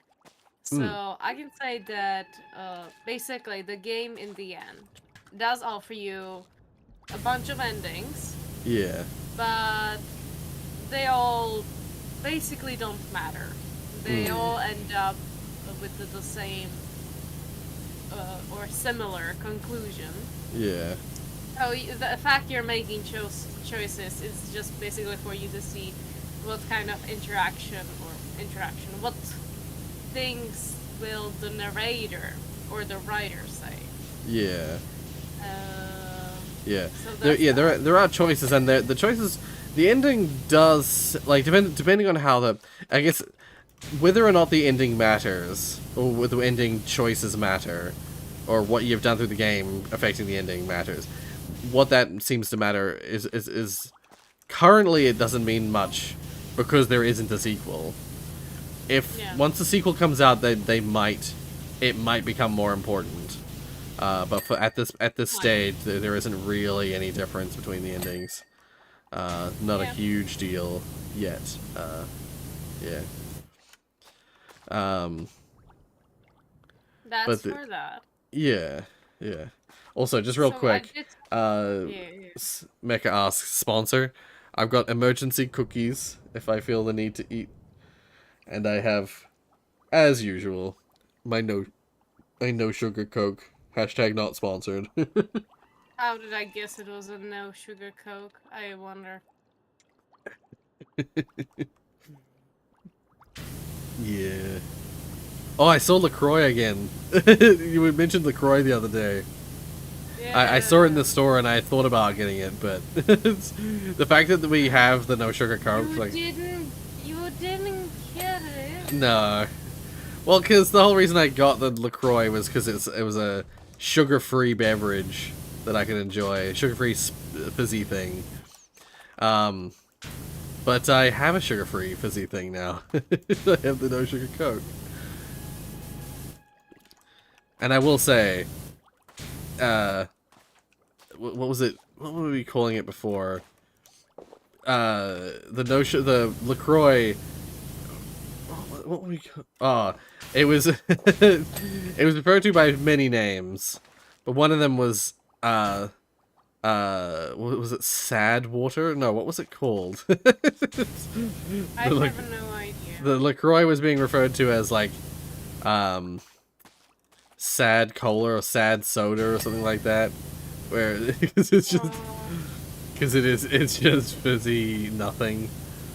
It flavor wise, the LaCroix does leave you wanting a little bit, because it's basically just like water with a hint of some kind of scent. It's not even really a flavor; it's just a scent. Whereas the Coke and Sprite, no sugar, it actually has the Coke or Sprite flavor to it. So as long as you like Coke or Sprite, then it's just a significant improvement. Yeah. So that's for the LaCroix, like the endings. Yeah. Then I believe I also did tell you that, and prove me wrong if I didn't, Oh. Or tell me I'm wrong. But basically, remember the truth or lie machine? Yes, yeah. There was a machine that, Hey, Oscar. I believe Marnie, or what was her name? Susie? Oh no, Susie! Oh, thank you so much. That Susie made. Yeah. That could tell with a big percent accuracy either a lie or a truth, if you're telling a Yeah. lie or truth. Yeah. And basically, you as the player get the choice immediately when using it. Yeah. If you say a truth or a lie. Yeah. Depending on that, you can also get achievements Yeah. on both sides. Yeah. But basically, Rory played through a few and like did a few lies, did a few truths, and yes, the names do like circle, Yeah. but I believe I got a few more maybe names than Rory just because I kept on trying. But they Right. do end up repeating it afterwards, after like some of the tries and all that. Right. Yeah. Yeah.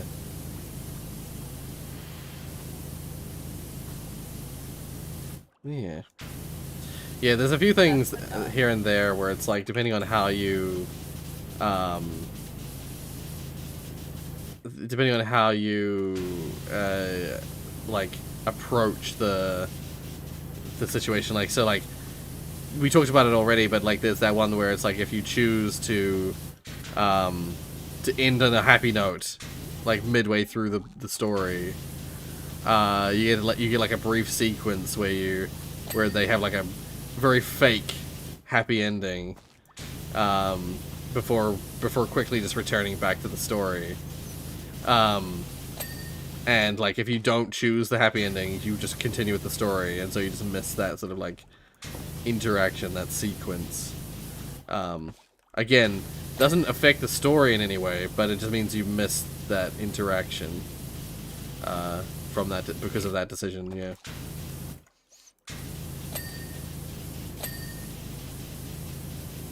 Yeah. So that's for that. Yeah. What else? What else? Oh yeah, at least I'm not sure if you did, but at least I managed to complete in my first playthrough all the postcard pieces. I managed to make all the postcards. I don't think I made all the postcards. I missed one of them. Oh, one of, like, as in I didn't get one of the postcards. I didn't get in the end. I had missed about a handful of pieces throughout. Yeah. But you put some together. Yeah, I got all but one of them. I got all but the last postcard. So I missed enough to not quite be able to put together the final postcard. Yeah. Well, to be fair, there's nothing else than an achievement for getting all of them. Yeah, yeah. They all look cool. Yeah. Something I noticed the other day actually about the achievements, because I'm considering like finishing the game completely. Right, yeah. In the remember how Jenny LaCrue has to go back to her own house, or at least is trying to. Oh my god. Sorry, just one second. Yeah. The character Patrick's talking to me in the game, and he said something that seemed funny. Wait. He's talking about the bus that I'm cleaning, and he said, "I used to take this bus to school every day, and then every day I'd have to give it back."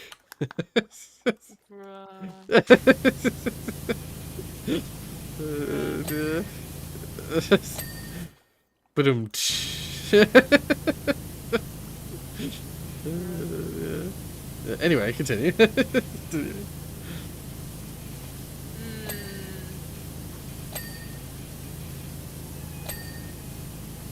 So, as I was saying.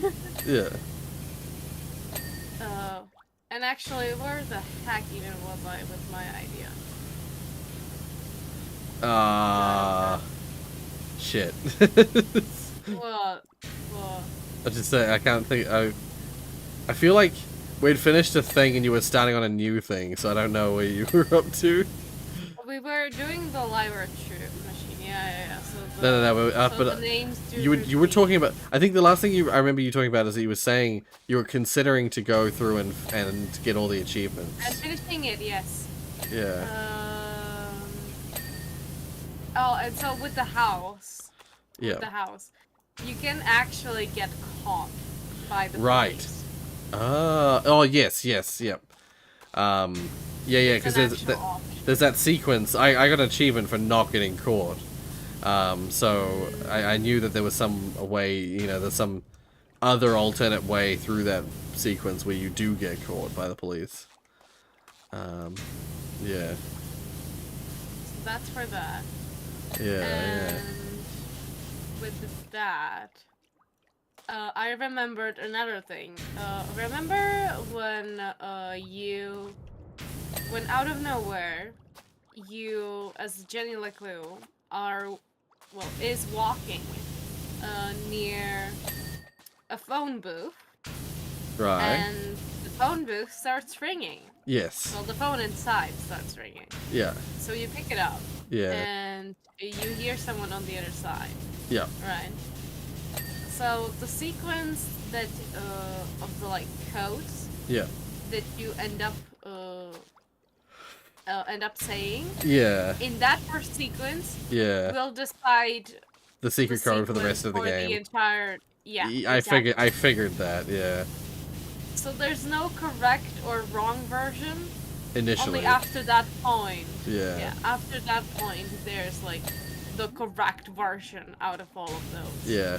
No, I figured that out because in that first sequence I just chose randomly, and nothing happened. Nothing specifically unique happened.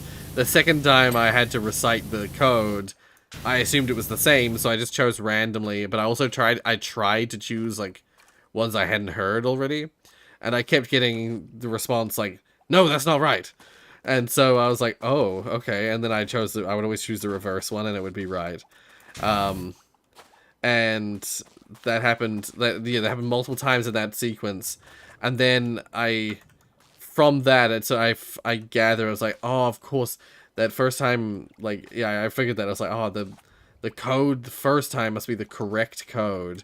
At first I wasn't sure if it was I just somehow guessed it perfectly the first time, but I figured later on that it was oh no, it'll be because that's when you decide what the code is, and then from there you gotta remember what you decided the code was.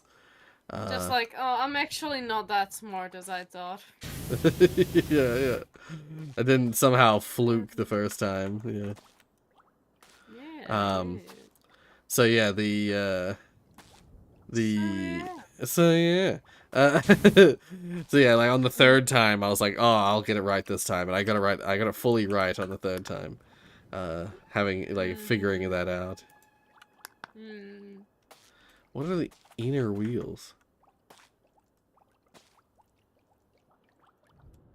How's the cleaning going? Come on. The cleaning is good. The we're nearly through the bus clean. The bus clean. Yeah. The clean on the bus goes. Clean, clean, clean. Round and round. There we go. Fully cleaned. Oh, also, yeah, I forgot. In this DLC, you don't play as the normal cleaner guy. You're one of the fish people from around town. It's on the replay. When it plays it back, you can see that your character's a fish person. Yeah. Alright, next up. The Krusty Krab. The crunchy crab. Yep, crunchy. That would make more sense. Because crabs are crunchy. They got a shell. They got a big old shell. Yeah. Inside, not so much. Yeah. But yeah, he's still alive, so he's crunchy. The crunchy crab. once again, we've got Plankton talking to us, but I can't do a Plankton voice. Some people can do an amazing Plankton voice, and I'm so envious because it's such an amazing voice.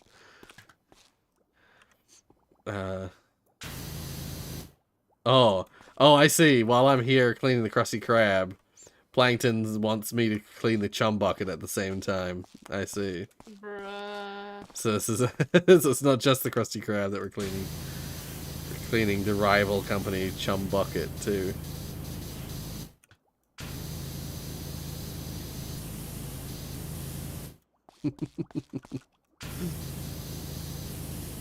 But yeah, now I've talked about this before. When it comes to voices, there are a few voices I can do, and like a few voices I can imitate.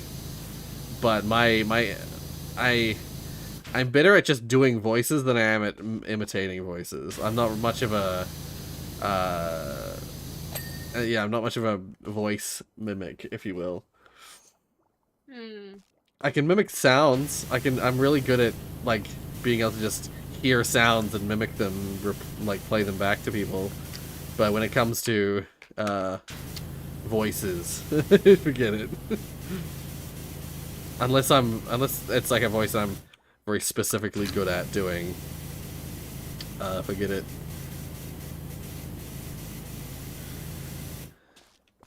And it's the same with accents, where it's like, there are a lot of accents that a lot of like English speaking accents. I just cannot do them. I can't do a good Irish accent, for instance, and I'm average at best at a Scottish accent. But what was it? There was another one. There's another English. Oh, there's a bunch of American accents that I just cannot do at all. Just because I suppose the reasoning is that I just didn't have exposure to those kinds of accents when I was younger.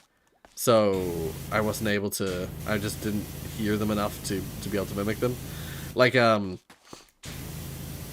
one of the ones that I like, that I believe I'm not too bad at, is doing a Russian person speaking English accent. And I believe the reason for that is because I used to play Command and Conquer games that had, you could play as the Soviet side, and so I would hear. I would hear, at least even if not literally Russian people, I'd hear Americans doing Russian accents for the game. But oopsies. Yeah, I noticed there's like a few of my voices. Patrick likes to commit Grand Theft Auto. Yeah, he steals the boss.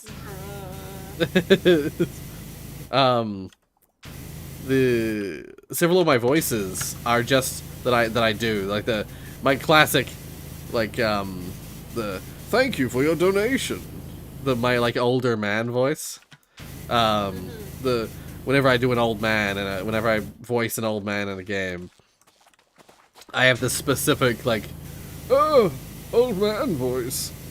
It's literally just freaking, if anyone's played it. If anyone's played it or watched it, no, it's a character called Deckard Cain from Diablo 2. When I did that Diablo 2 series, you might have heard it if you watched it. It was a series that I did with a few of my friends, including Mark at the time.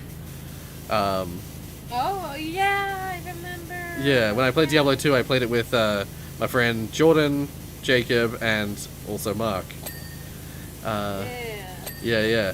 Well, in that game, there's a character called Deckard Cain, and one of his voice lines he would always say whenever you talk to him is, "Stay a while and listen."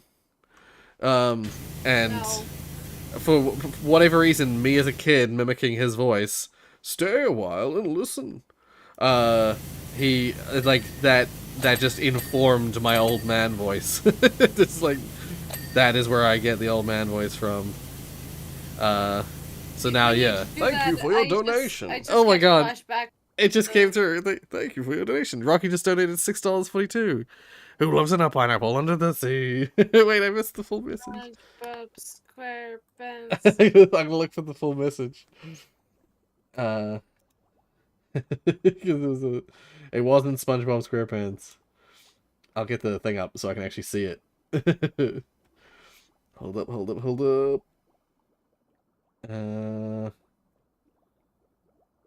think it's... Is it this one? No, this one. Yeah. Roar Bob SquarePants. There we go. Thank you, Rocky, for the donation. What were you saying before I interrupted you with that? SpongeBob SquarePants. Before that, you were about to say something when I got a donation. I was talking about Old Man Voice and Diablo 2. Yeah. The thing is that whenever you do the old man voice, I always come back to, or I always remember, the series, the episodes about the game where there's the 100-year-old man. Right, Tommy. Yeah. Yeah, 1,000-year-old man. And Yeah. 10,000-year-old man. If I recall correctly, I tried to make each one sound older than the last, and it got really hard. Yeah. It got really hard because I think I made the 10,000-year-old man sound the oldest because he comes across as the oldest in the series, even though there's a literal million-year-old man. Also, yeah. I'm surprised. How is Rocky. he still alive? I don't know. It's like one of those things where it's like they're magical. They're like mystical wise men, and in like always that everything can be explained by magic, Rory. Well, I was gonna say it's reminiscent. I don't know if this is where it comes from. It probably almost certainly doesn't, but in like biblical stories and stuff like that, there are always wise men who are like hundreds of years old. And we know for a fact nowadays that that's not possible. But it's in like the biblical stories, the tales, there's always these wise old men who are hundreds of years old, who pass down knowledge from like many generations or something. I don't know. I'm not religious. I don't know the Bible, but that's what it comes across as. It's just like there are just in the world of Tommy, there are just people who are that old. Just the people who are somehow able to be that old. Not possible yet. Hello, Not yet. Yeah. Hello, Rocky. Hello. Yeah. Yeah. Your entry has been announced. Nice. Very cool. Yeah.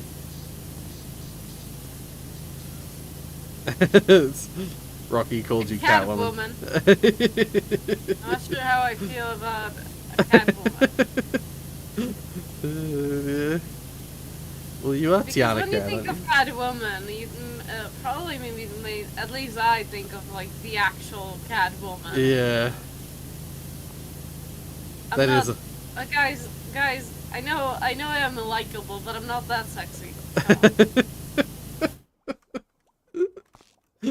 Yeah. I was gonna say, of all people that Who is sexy? I am. No. what I was about to say is like I'm one of the few people who have seen what you look like.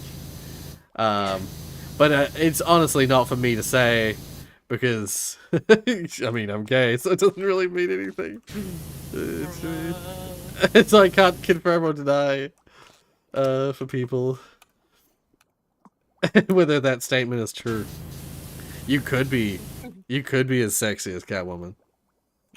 People don't know that. People don't know that.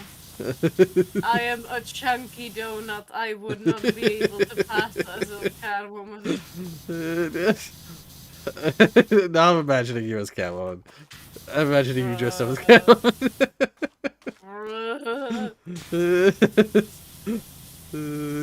Like, Rory, I'm not sure about but I have layers of fat. Where do you think I will put them once I will need to would have to put on a costume? Like, they just disappear, right? They just disappear when you put on the outfit. It's magical. It sounds like you have it sounds like you have experience, right? Now I'm imagining myself as Catwoman. I'm telling that to Mark. I'm telling that Mark. Yeah, no, I could not pull off Catwoman. In fact, there are many characters I cannot pull off because I'm too chunky. Chunky donut. Rocky didn't click to that idea of it being actually Catwoman until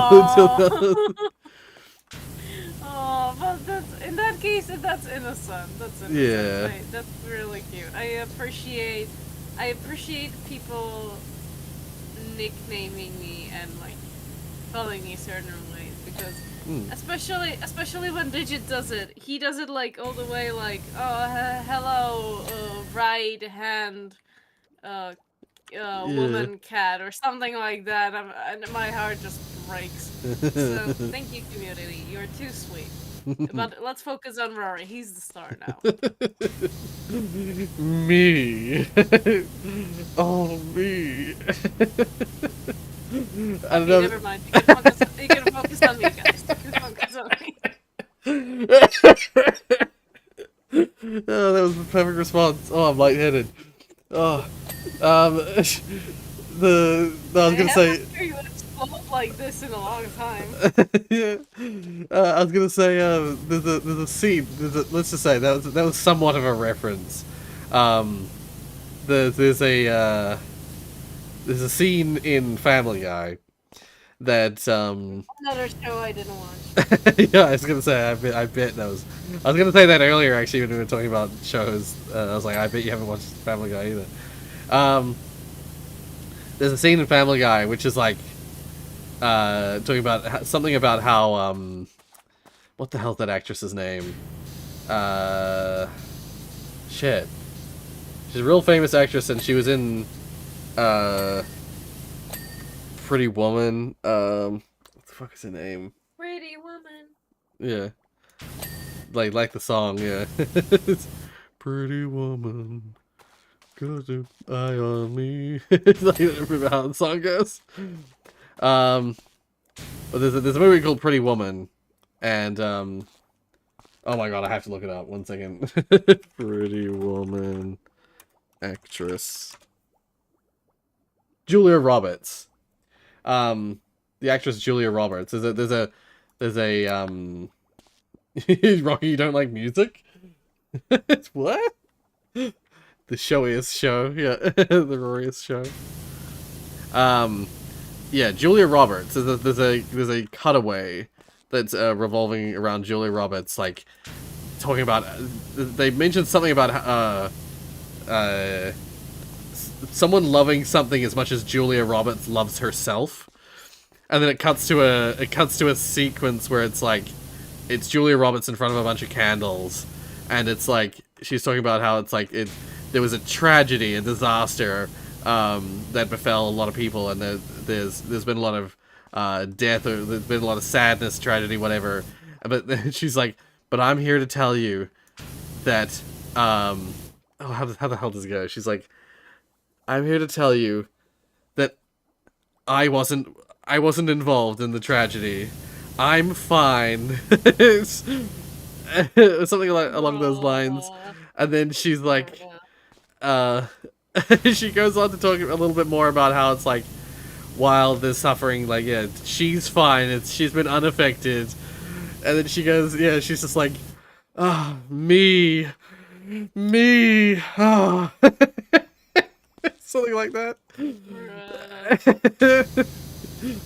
And, so I'm gonna bring up this clip. Wait. Julia Roberts, Family Guy. Me. Yeah, here we go. Oh, it's 28 seconds. You're supposed to be power washing. It's gonna get me copyright claimed because it's too long. It's nearly 30 seconds. But we can watch it another time. We can watch it. I will post it in the chat for people who want to see it. There. And I'm just gonna I'm gonna mute it and play it back, just so I can see the. Yeah. It's Peter saying to his father-in-law that you'll love it here more than Julia Roberts loves herself. Hi, I'm Julia Roberts. You know a lot of people died in the tsunami, but don't worry, I didn't. I'll be here to entertain you and love my life for many, many years to come. Me. Me. She's like laughing and just saying me over and over. Me. Me. Sounds really pathetic. I think it's hilarious. It looks like a cult, yeah. It looks like, because there's like candles around her. I think it's supposed to be like a vibe of like, oh, she's at some sort of like, you're supposed to think at first that she's at some sort of like vigil, like a candlelight vigil for all the people who have passed away in some tsunami. But it's just, she's just there to tell you that she's fine. Really? Yeah. I am suddenly starving. Ooh. Hi, starving. No. I will never not say it like that.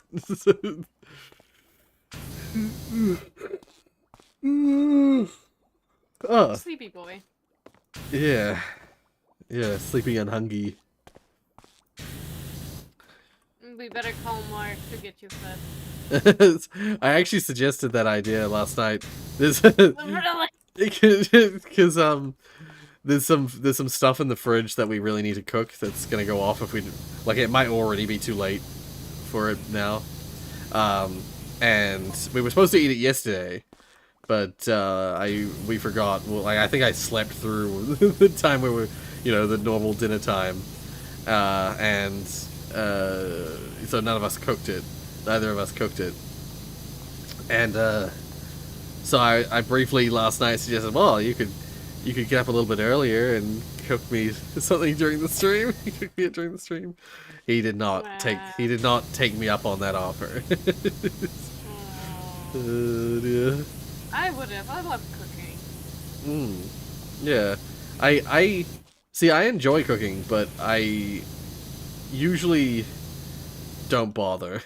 Usually I'm terrible, and I will just if there's something easier to do, like if there's something easier to prepare, I will just prepare the easier thing. But I actually do enjoy. That's why you are weak. No, I'm not weak.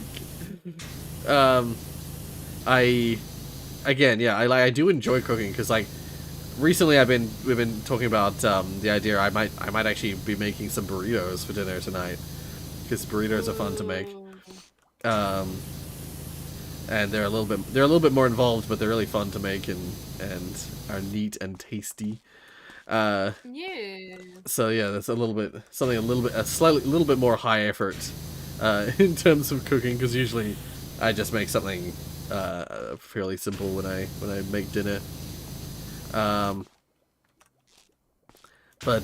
so again, I do enjoy cooking, but most of the time I will just do something simple just for time reasons, just to keep things simple.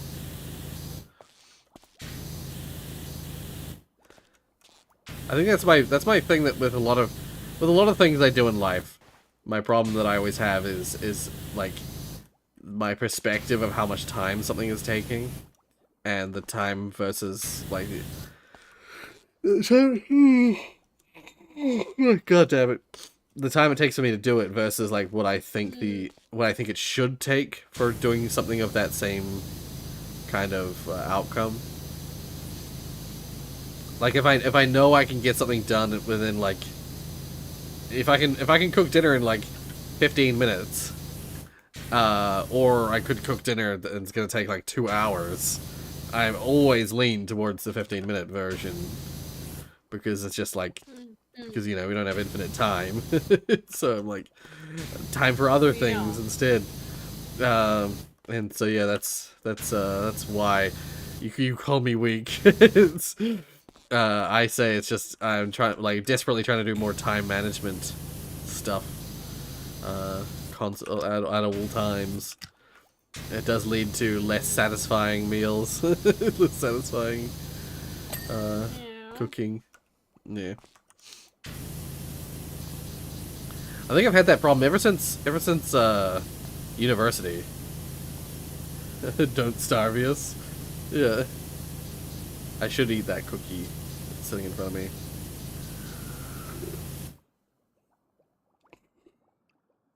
Sounds like a good idea. Yeah. And it will keep you awake, chocolate. It may do. Although I also have that problem that sometimes, like, when I eat, my body's like, yo, there's food now. Sleep time. You know, like the Spanish siesta.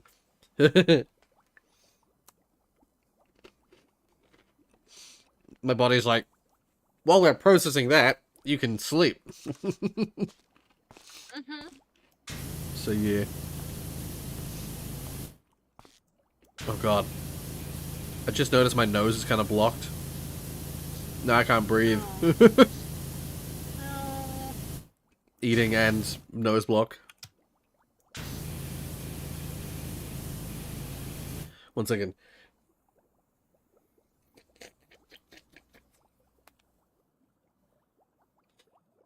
Okay, hopefully that's a little better.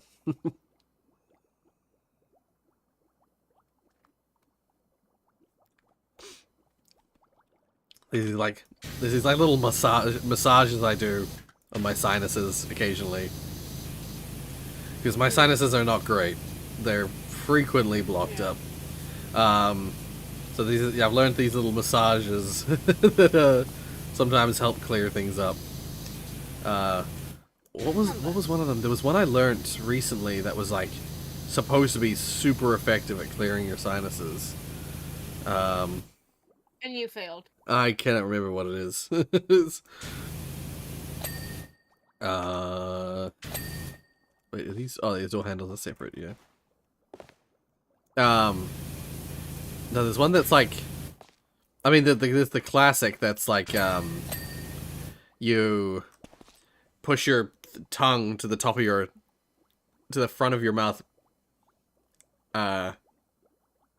between your, like, on the gums that are sort of between the two front teeth, and then you push on you alternate pushing there and then pushing on your, in between your brows. If you do that, it pushes. There's a bone. There's like a plate bone that sits between your sinuses, and if you push on those two pressure points, it causes the bone to just ever so slightly move back and forth in your skull, and somehow that like slight movement causes your sinuses around those bones to clear themselves, to just like empty. And so suddenly you'll just feel for a brief moment it'll like rapidly clear your sinuses. But usually I find that when I do that, it works, but then shortly afterwards they refill again. So it doesn't really solve the problem. Another thing that's works, that I know works, but also it's hard to achieve. You can't really achieve it sitting down for obvious reasons. Is if you exercise, if you go like running or whatever, your body just naturally is like, time for breathing, and so it opens up all the sinuses. No matter what's going on in your sinuses, your body's like, nope, we're gonna open those sinuses. So yeah, exercise can be a good one if you're someone in the chat and you have chronically bad sinuses. Exercise. It might seem like counterintuitive because it's like, oh, I need to breathe. If I'm running and I've got blocked sinuses, I'm not going to be able to breathe. But unless you're sick with something that's causing you to be really blocked up, running will help open your sinuses up, clear them out. Yeah. Because I used to, like, people might not think that I'd be the likeliest person to know those kinds of things, but I used to go running all the time. I used to run every day. I used to be quite the runner. While I was at high school, but yeah, I had like one year where I was like running every day, and I was like the fittest and healthiest I've been since I was a kid. But then something happened and I lost the habit of running. Like it became a habit. Like it became a thing where it's like if I didn't run, I felt uncomfortable. Like I felt like I had missed something. I'd get like nervous and restless if I didn't run. But then at some point I lost that. I lost that habitual need to run, and I stopped running. And I haven't really run since. But yeah, for that brief period where I was doing that, I learned a lot of little things about running.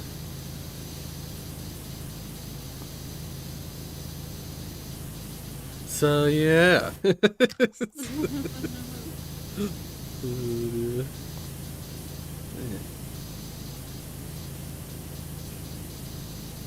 you know that there's a particular video I always reference when saying this? Well, when saying your. So yeah. Oh, I'm gonna say you're referencing me, right? Because I've done that. That's something I do. Yeah. Yeah. But what video in particular? I'm always referencing a particular video. You can try guessing. It's an older one because I have not done that in a long time. No,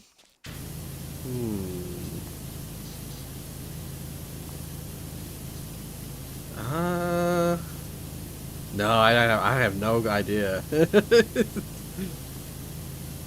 You did it in one of the. You did this in one of the cooking episodes. Oh yes, yeah. You were like, so I'm gonna be cooking stuff. So yeah. Yeah, it's because it was one of those like transition years where it's like I zoomed in close to my face or something and then went so yeah. I may have even raised the volume slightly, so it's a little bit like in your face, and then and then it rapidly cuts to another thing I'm doing. Yeah. yeah. I forgot that I did that in those cooking videos. Yeah. It's especially. I'm assuming it's specifically the cake one, the Portal Black Forest cake. See, I'm not sure, but I thought I always thought it was the banana. Oh, it could be the banana and blueberry one. Yeah. Yeah, actually, it's probably more likely to be. Yeah, no, it's the banana and blueberry one because I was sassier in that one. The banana and blueberry one was one that I did sort of like, it was like the anniversary of the previous cooking video. And I was like, oh, I need to get it done. I need to make release this on the anniversary of the previous cooking video. And so I was like, I have to do it like, I went from conception to completion on that video. Unlike the previous one, unlike the cake one, which I had spent, and the one before that, the Coke one, the Nuka-Cola one. Unlike those two, I spent probably over a month from conception to creation on those ones. Even more so, I think, on the Coke one. I spent ages planning that. On the banana cake one, it went from conception to creation to like release within like 1 week, within the week. Where it was like let's say a few days before the anniversary, I was like, oh dear, I should make that. I should make a thing for that anniversary. And then I prepared a day, like 2 days from that day or something, to film it. Edited it that night that I filmed it. got it out that like the next day. Yeah, so like 4 days at most. So yeah. So yeah. And so, like, in that video, I was like, I hadn't planned any of the dialogue, any of what I was gonna say. I just, I just did it by ear, played it by ear, because it's a cake that I've made a million times before. But then we didn't have enough bananas to make it a full banana cake because of how rapidly I turned it around.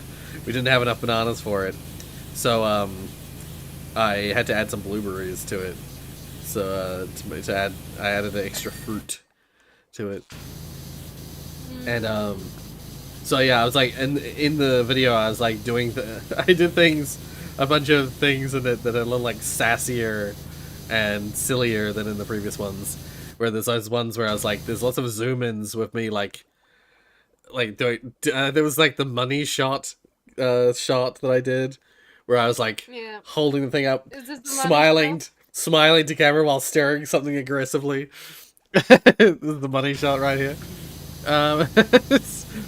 And yeah, a bunch of that kind of stuff. Like a little bit more high energy. Let me tell you, it's a shame you did not make people pay for that, because that's one hell of an expression you did back then. Yeah. Well, it's one of those things that I hope people still see it, because I wish people who join the channel would actually like go to the channel page and like look at some of the stuff that's on there, because I believe that the Cooking with Rorius videos are in the miscellaneous video section, which is featured prominently in the front page of my channel. So I would hope that people would go back and like watch some of those old Cooking with Rorius videos and stuff like that, because there's a lot of character in some of those videos that I'd love for people to see.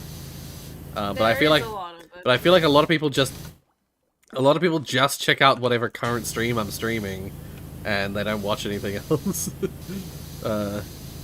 That is part of the reason why I resisted just streaming for like a long time, because I feel like when it comes to streaming, if you're known as a streamer, then people will come and watch your latest stream, but they won't really go to the older stuff and check out the older stuff that you've done. Like, you're constantly having to put out new stuff because the old stuff doesn't get any attention anymore. As soon as it's not live, it's not as valuable for people who are, for people watching streams, watching a streamer. But I like making stuff that's supposed to be timeless, that's supposed to be like, you can just go back and watch it anytime. And I usually try to make my videos relatively timeless, so that you should just be able to like go back and watch any series at any time and still enjoy the content. But yeah, I unfortunately streaming has just been more reliable and effective for me than doing videos. So yeah. So yeah.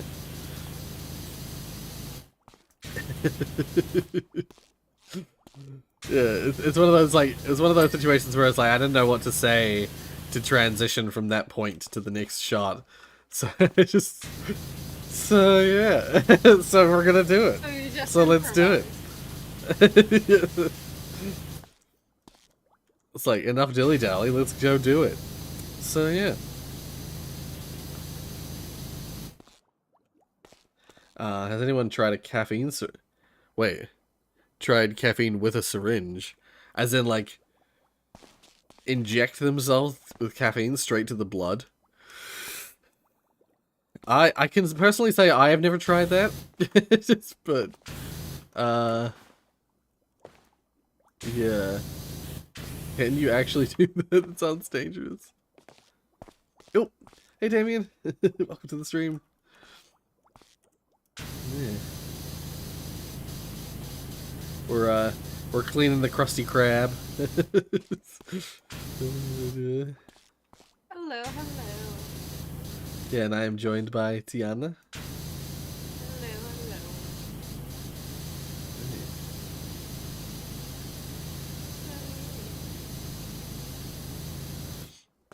Yeah. And we just been talking about life. Oh, hey Lyndon. Lyndon beat. Or no, you're drunk.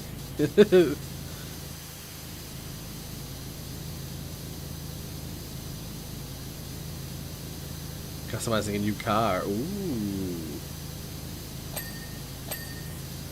That God, sounds fancy. that reminds me. That like throws me back. I was never really much of a car guy, so I never really played games that had cars in them, like car stuff. But I just suddenly remembered having this like strong flashback of there's a game called Need for Speed Underground 2 on PS2 that I remember playing and customizing cars, and that was really cool, actually. It was really cool. Like, the way that it worked in that game was really cool. Well, I remember enjoying it, at least.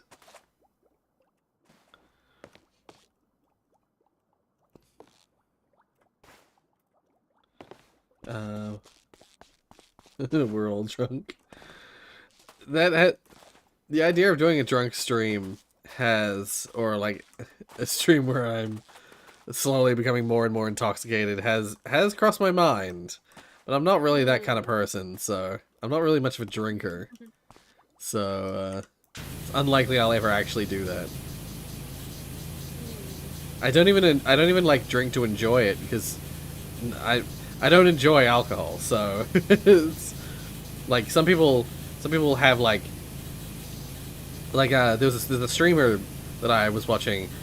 To be fair, a streamer that I only watch not live. They put videos out on YouTube as well, of their streams. They do videos of their streams all the time.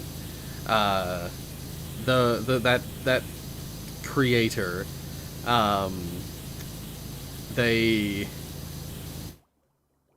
I think their stream won some bet or something, or they asked them to like drink, to get beer.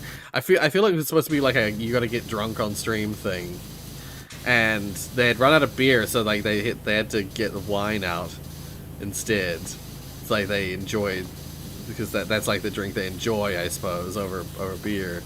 But I'm not even like that. I don't even drink wine. Like I don't drink alcohol at all for pleasure. I drink Coke. I just drink Coke and almost nothing but Coke. Rory does the Coke. Yeah, I do Coke. I don't do wine, I do Coke. You're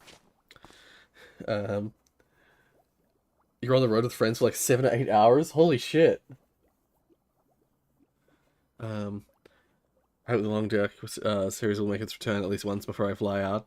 About 3 days. Oh, no, it probably won't be before you fly out. It'll probably be once you land. Because so there's a few things I have lined up for the coming few days. So it's probably not going to be until you return. Or until you land, and hopefully you'll have good internet wherever you land. I can drink beers, ciders, shots, and afterwards feel nothing. Pretty scary, actually. Right, I used to be like that when I was a teenager. When I first started drinking, when I first started going to parties and drinking, I was a child. like, it was. To be fair, I didn't go to parties until very much later, and I was like 17 by the time I started going to parties. So like to drinking parties. Like people in New Zealand drink at a young age, but I never really was one of those people. So like, I didn't start going to parties where drinking was a thing until like 16, 17. More so on the 17 side of things. Yeah, when I first started, it took so much alcohol to get to me. Like I could drink so much stuff before and feel fine. Meanwhile, friends around me were all getting wasted. I was still like just buzzed and not wasted. But then, because I guess because I had a few not so great experiences with alcohol, in that year that I was that I started partying. I had a few experiences where I faced the consequences of my drinking, and so I basically stopped drinking for a long time, and I just avoided drinking mostly. I'd have like one or two at a party and then just like leave it at that.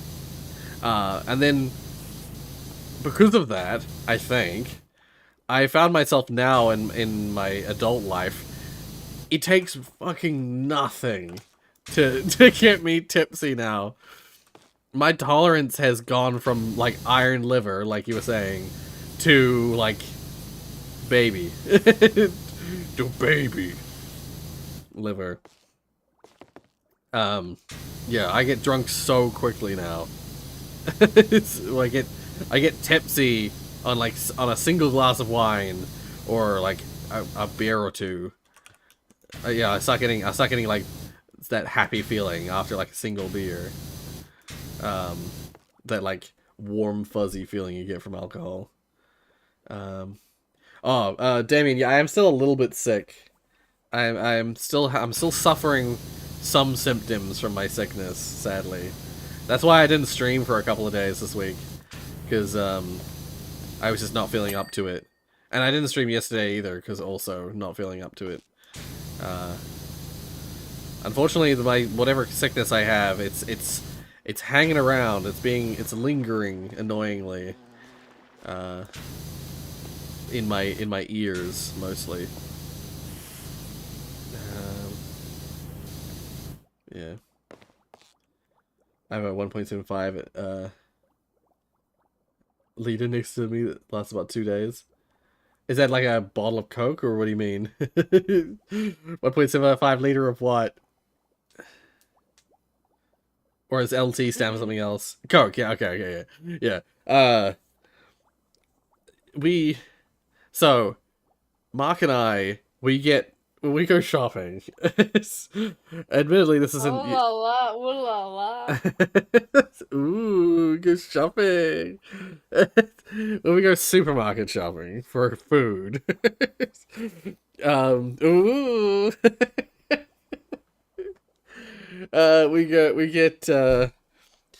We buy 6 bottles of each Coke and Sprite. 2.25 liter bottles of Coke and Sprite. So 12 bottles between 6 bottles each basically. And sometimes Don't tell me you drink that during the whole week. Yeah. Sometimes we go through that in a single week. Usually it's more. Usually it's like we'll go through about half of that in a week.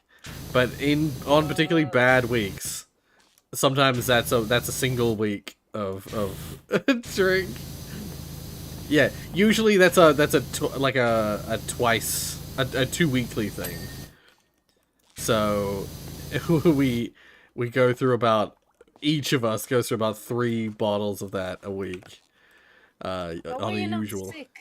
Because it's fine. I mean, I am sick. It's like, now we know why Rory's sick.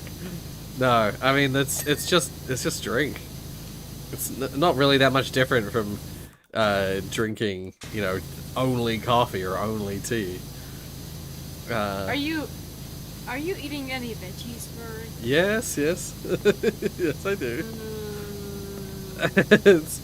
If it wasn't for me, Mark wouldn't, but I insist on the veggies and the good stuff. Wow, I'm gonna talk to Mark about this. How dare he? Wow. I mean, he'll admit it. He's like a carnivore. Whereas I am a true omnivore.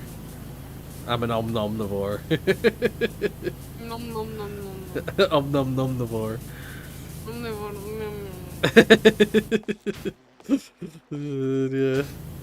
Yeah. Yeah. If it wasn't for me, Mark would be eating nothing but fried chicken and Chinese food. Oh, Damien. Diana Huh? is mothering this gay couple. We love to see it. I mean, to some extent, possibly. Yeah. Yeah, wait, I gotta catch up on the chat one second. Not old enough to drink alcohol yet, but I don't think I will when I am. To be honest, never liked the taste, and I know it's not good for you either. Yeah, exactly.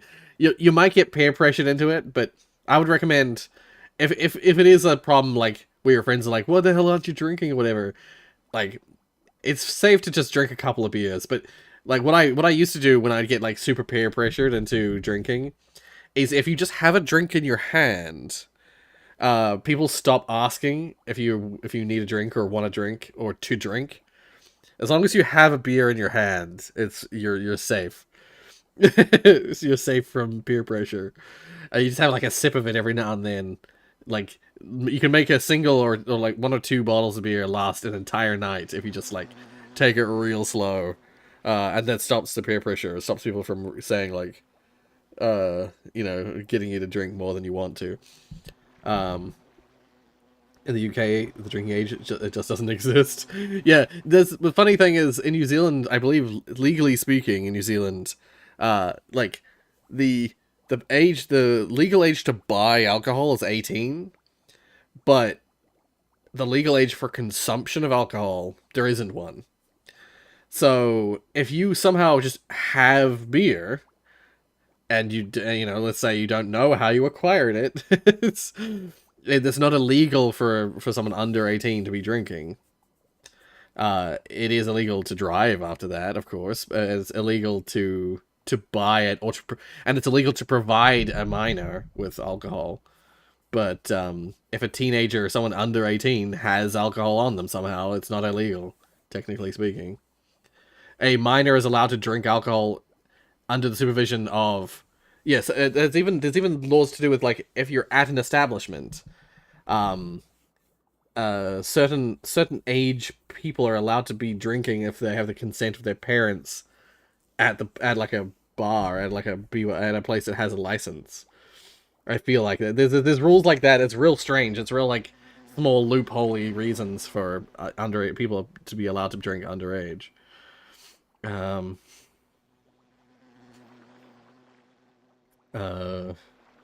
Really, I exclusively drink with friends, never by myself. Same. Don't ever drink by yourself. I would never recommend drinking by yourself. Drinking by yourself is the saddest. Like, drinking alcohol by yourself is the saddest way to drink. And when one of my friends told me he drank by himself, I was like, that was like borderline intervention mode initiated. Like, dude, what the hell are you doing? Why are you drinking by yourself? Don't do that. That's dangerous and bad. And that's what I would say if I knew you back in the days of when you recorded your first ever video that was published as well. What would you say? Well, I would say the same thing to you. Like, why did you do that? Why record by myself? You recorded by yourself a game that's meant to be fine. played together. That's fine. I'm allowed to play multiplayer games single player. You played it single player, but it's so sad. Wow. I didn't have any friends to play with, alright? It was sad. I didn't have any friends to play with. Yes, but don't do that. You're alone. If I didn't do that, I wouldn't have started my YouTube channel, and I wouldn't be here where I am now. So, Don't do it. So there. Don't do it. Rorius' ever first video, Rocky, is, I believe, Golf with Your Friends? Yeah. The first video I ever posted on the channel was a Golf with Your Friends video where I played by myself. With no friends. It's so sad. It's so sad. Yeah. And the boy has the long noodles hairstyle. So it's even more sadder. And he's a baby. Yeah, it's when I had my long hair. And Rory back then had the quiet voice, yes. Yes, quiet voice as well. Yeah, yes. yeah. I was like borderline whispering because I didn't want my parents to know that what I was doing. Yeah. Sickiest song of the day, Coca-Cola Lit Fuse. Ooh, I don't know that song. I have to listen to it after the stream. I'll write it down. 1 second. I'll put it over here. Coca-Cola Lit Fuse. To listen to later. Rorius, stoppius being soius sickius. Neverius. Beer pressure. I never thought of it like that. Although, hey Nathan. I've been beer pressured multiple times into drinking and or smoking, and I've been resistant every time. Yes. That's just true. That's true. It's like that's sort of how it worked with me as well, Damien, where it's like at first it was like, well, for most of my sort of drinking time, it was like people would ask if I didn't have a drink in my hand, it would be like, oh, do you want a beer? I got beers over here. It's like, oh, I'm like, oh, that's all right, it's all right. It's like, what? Are you drinking? I'm like, nah. Like, why not? It's like you just get this like back and forth of like, you suck because you're not drinking, basically. And I learned, like, for the many nights I didn't actually want to drink, I learned that if you just have a beer in your hand and you just sip it every now and then, most of the time you'll get away with it. Every now and then people will be like, are you still on the same beer? And you're like, like, it's been hours you've had the same beer. Like, you just lie and say, no, this is like my third. And they're like, oh, okay. You just like, you gotta like finagle. You just gotta lie. Lie and cheat your way through. But yeah, that's how you get around the peer pressure thing. Or the beer pressure. But then again, there were many nights where I was like, I'm getting wasted tonight, and then I would drink way too much and get really hammered. And while it is fun, sometimes, when you're young, it's fun, but it gets very, like, for me, the novelty of being drunk wore off really fast, and I have zero interest in it now. I'm just like, I can't, I just don't have I feel too old for it. Like, I'm too old for that shit. Drinking until you're wasted is for teenagers. It's a fine line. It's fine as long as supervised by someone over 18 at your own home. Yeah. At some restaurants, people over 16 can drink wine and low percentage beers. Yeah. There's some rules to do with, like, you're allowed to drink under really specific contexts. As a minor, but yeah. Nathan, you just finished summer camp. Nice. Did you have a good time? I hope it was good. The quiet voice. Yeah, it's because I was like whispering. Well, I was borderline whispering, but it's mostly because I just didn't have any camera presence. There was the element of like not wanting people to know I was recording, but also, I had no idea how to be in front of a camera. It turns out it's just like being in front of a person. Like, it's just like being with a person, being with a friend, you know? If you just act like you're talking to a person, or act like you're talking to yourself. I talk to myself all the time. I'm healthy. I'm mentally stable. Suspicious. If you're the kind of person like me... Let me ask Mike about that. If you're the kind of person if you're the kind of person to talk to yourself, if you talk to the camera like you would talk to yourself, as if it's like another person, as if you're talking to someone, you're explaining things to someone or whatever, then you'll be fine. But at first, it's always hard. Like, I felt the need to talk really quietly and really like calmly and yeah. Golf without friends. Yeah. ES will never get old. Yeah. I mostly get appreciated by family or relatives and not strangers. Oh, interesting.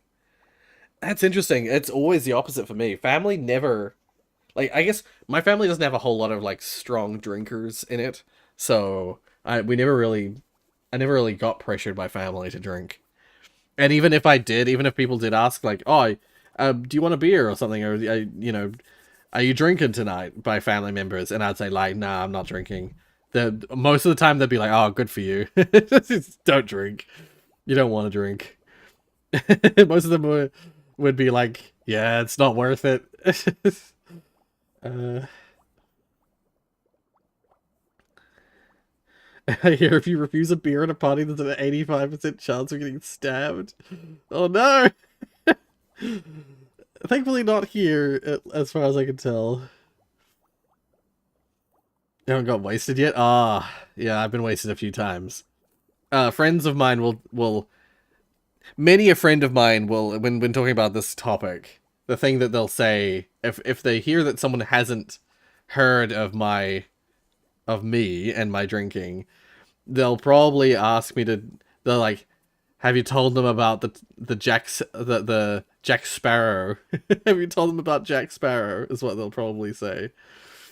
Because let's just say, mini story time, there was one night when I was at a friend's house, and we were all just, it was my friend's younger sibling's birthday, and they had a bunch of friends over, and those friends happened to be only like a year younger than us. They're actually people that were at the same school as us.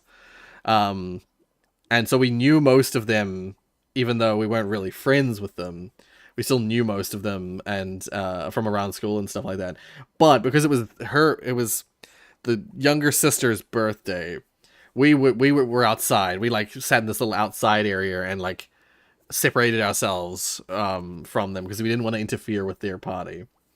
And so we were all just in a big circle of all my friends, drinking and chatting.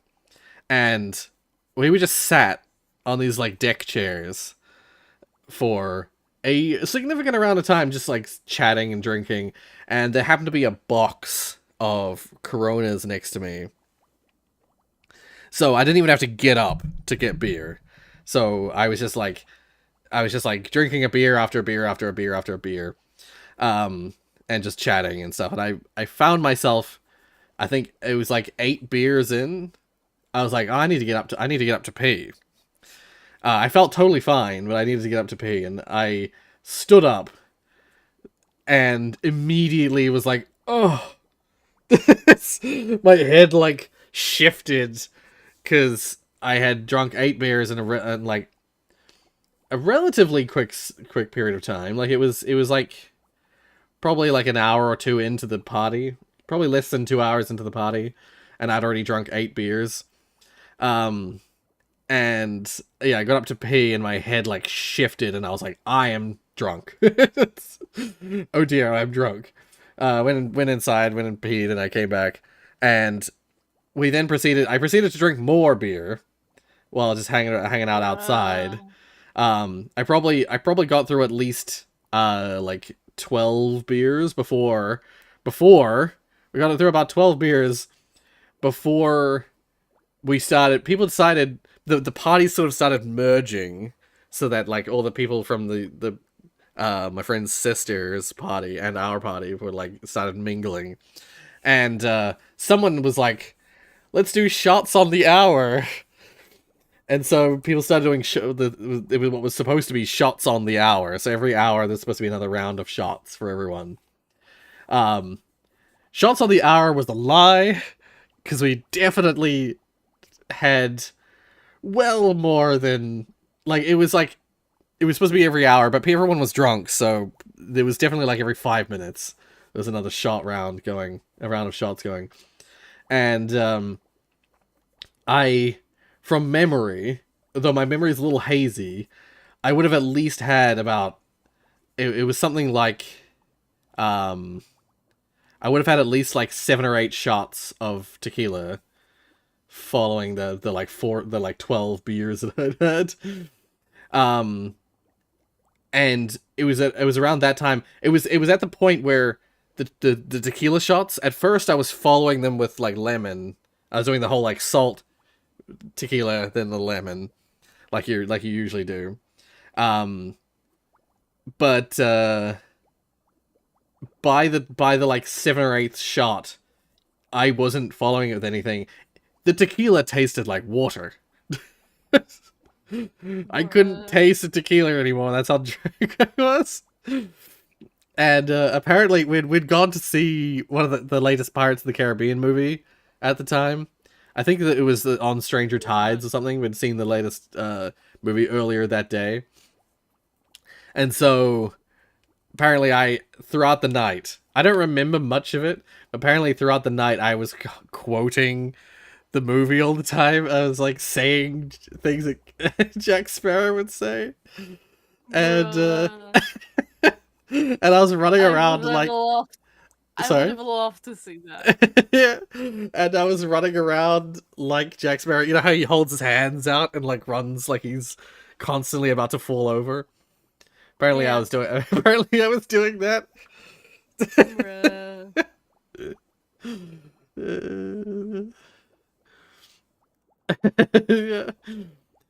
Yeah, let's just say I drank well more than I should have that night, and that was probably the most drunk I've ever been.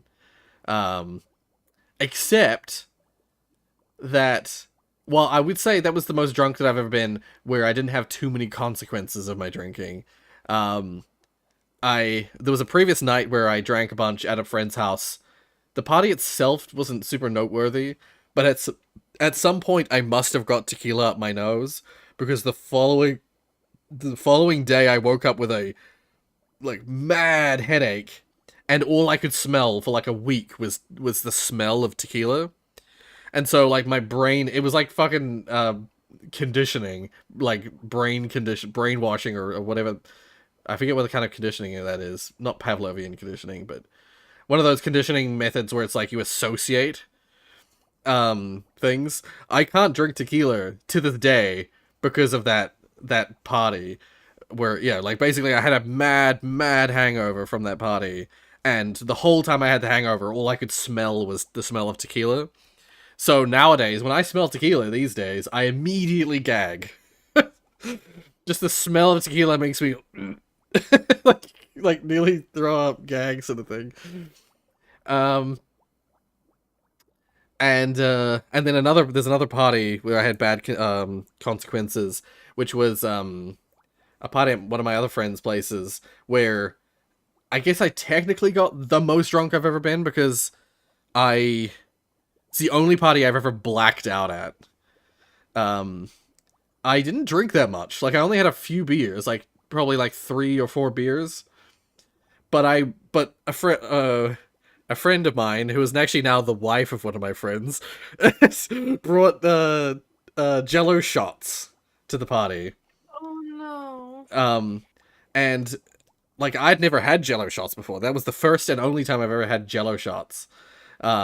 Which, if you're not familiar with what a Jello shot is, it's just a little jelly. It's a little shot glass of jelly that has some kind of alcohol mixed into the jelly. And what it turns out is that each color of jelly was a different alcohol. And so I had maybe like 3 or 4 beers. I had a handful of these little Jello shots. So probably like 4 or 5 Jello shots. And I was throwing up into the sink. I was like this is still, I had my long hair back then. I was like bent over the sink, in the sink, just like throwing up into the sink. And I had a champagne jelly, not whatever you're talking about. Right, yes, no. Jello shots are dangerous because you can't taste the alcohol. It's way stronger than you think it is. And in the case of these Jello shots, they were different alcohols. So I mixed a bunch of different alcohols together, which is the worst thing you can do. I had beer, and then I had like at least 4 different kinds of alcohol in these Jello shots. And yeah, I was throwing up into the sink. you were basically a living cement mixer, basically. Yeah, just a big mix of all sorts of gunk and let's just say that literally spewing it out. Oh, hey Joan, welcome back. I'm just describing how I was throwing up a bunch. Hi, Dick. So I was like bent. I was like over the sink, puking my heart out, and my hair was all in the sink. Let's just say, apparently, at some point, my friend, the friend whose place it was that I was Jack Sparrow, that friend of mine came into the bathroom to like pee, and I was just there in the sink, like passed out, and they like peed. They went pee, then they came to the sink, and they're like, "Is Rory okay?" And they very kindly, I was very appreciative. Apparently, they grabbed me, they took me. They carried me. I don't know how that. He's a strong guy, clearly, because I was heavy at that time already. He carried me across to where everyone was sleeping and put a sleeping bag on me. And so, like, he, like, put me to bed, basically. I was very appreciative of that, because otherwise I would have slept on the sink all night. But the worst part of it all was that when I woke up in the morning, I mentioned my hair was all in the sink. Well, I was trying to like throw up in the sink, but my hair kept falling into the sink. I woke up with little chunks of throw up in my hair. I woke up with dry sick in my hair. That is probably the worst drinking experience I've ever had. Thankfully, I didn't experience most of it. Like again, when I say I passed out in the sink, it wasn't even that late into the party. Yeah, bath in my hair. It was when I had that long hair, so it got all in my hair. That's like the worst. Better taking a shower. Jesus. Oh, 100%. Like that was the first thing I did when I got home. Well, actually, the first thing I did was before I even left the party, left the place the next morning. I like pulled the bits of stick out of my hair. In the same sink that I'd been throwing up in. I went to the sink and like pulled the bits out of my hair and washed my hair a little bit in the sink. And then when I got home, I showered. I'm pretty sure it was the first thing I did when I got home. Cause yeah, no, I'm not existing with vomit in my hair. Yeah. So yeah, those are my like most notable drinking experiences. There's been many a party, but most of the time I try not to drink too much. And even then, before then, like when I would try and drink to get drunk, I couldn't get myself drunk. Most of the time, as I mentioned earlier on, like I had a real strong tolerance when I was younger. So when I was actually trying to get drunk, like half the time I couldn't. I couldn't drink fast enough, or like, yeah, I couldn't drink rapidly enough to get myself drunk. Drinking with Rorius. Yeah. Wanted to ask since Back in Time got updated. Oh yeah. Yeah, maybe. Oh shit! if you make 25 levels, I'll definitely give it a try. Yeah. We'll play it again in the future sometime. Probably not anytime soon. But if there's like a bunch of cool updates, they'll probably speed me up in terms of how like when I next play it. Yeah.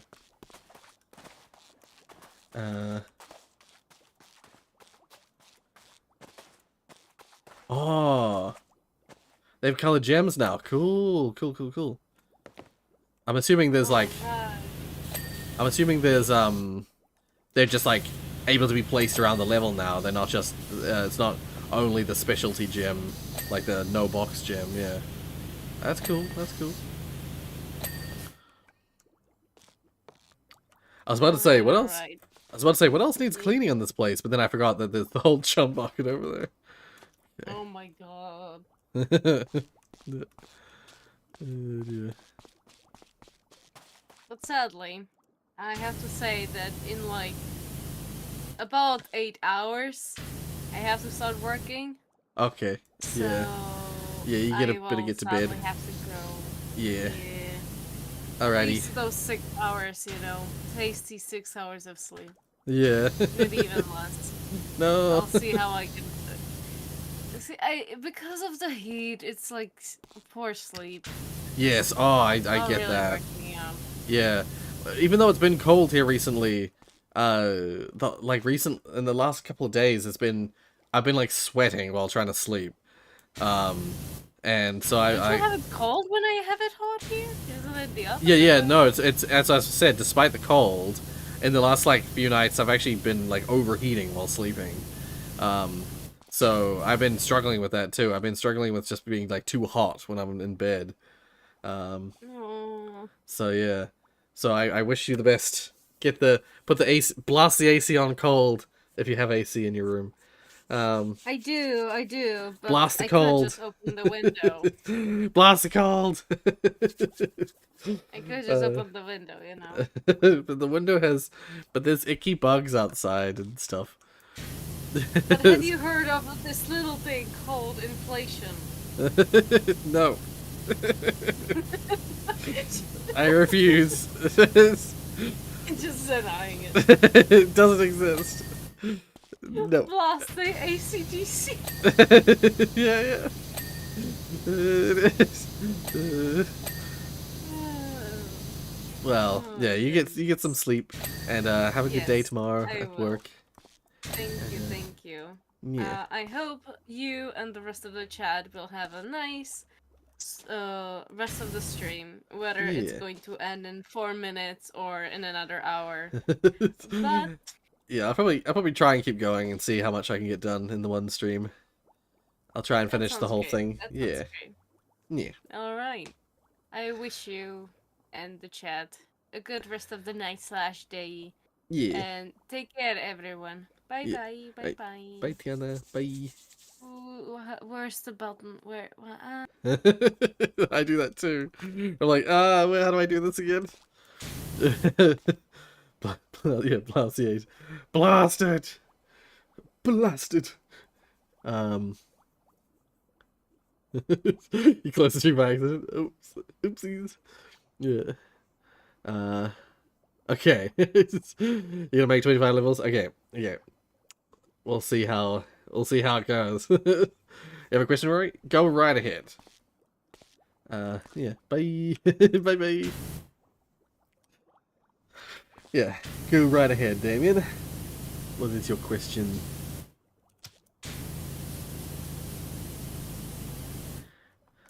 May you revive in the VC instead. I mean, yeah, I guess so. One second. I was about to put myself in the stream waiting room, but I'll wait for you to join and do that instead. Yeah. What do you think of flat Earth? What do you think of flat Earth? I think it's funny. I think people who believe it are Oh, hey! Tiana must have moved you in for it. Yeah. Oh, hey. Probably. Yeah. Perfect. But yeah, Zach, I think the people who believe in the flat Earth are a little bit, let's say they're sick. So I was gonna say, let's say that they're lacking certain education that other people have, and they lack faith in, or they lack the ability to. Let's just say they're mistrusting of scientists, and there's like this idea. I think there's this idea that it's like, the elites want to control the world, and they control it through information, and that's how. And so like scientists inherently are, if you're smart enough to be a scientist, you're inherently elite, and so anything scientists say can't be trusted. So those people, yeah, it's really frustrating. This is what I'd heard recently. It's like this was a take that someone had. That's like why those people exist, and it's like, oh my god, yeah, it's the idea that it's like, the certain people control the like media and discourse of the world, and they're the people who want to like manipulate the people, the common folk, and they're inherently like the elite types. And so yeah, if they hear that the scientist says this, well, he's just part of that elite group, isn't he? That scientist's saying that he's just part of some elite group that just wants to control the narrative. And so like that's why you see these people trying to do their own research on like these matters, but the way that they do the research has no founding in science, because they don't trust in science. They don't have the same way, they don't value evidence the same way that science does. Where it's, I don't know if this is harsh, but you know what my friend would call this? what? Mental retardation. I mean, it's not far off. Like it's like it's a fundamental misunderstanding of what science is. It's so like it is like I don't want to say exactly that, but it's like it's ignorance. I It's mean, a that's strong. it's the first thing that came to my mind. I was like, my friend, because like he works with like disabled people, Right. right? Yeah.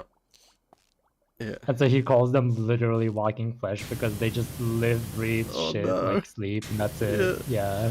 Oh no. Uh, Yeah. And he's sick or tired of that job, but he only does it because he gets paid a lot.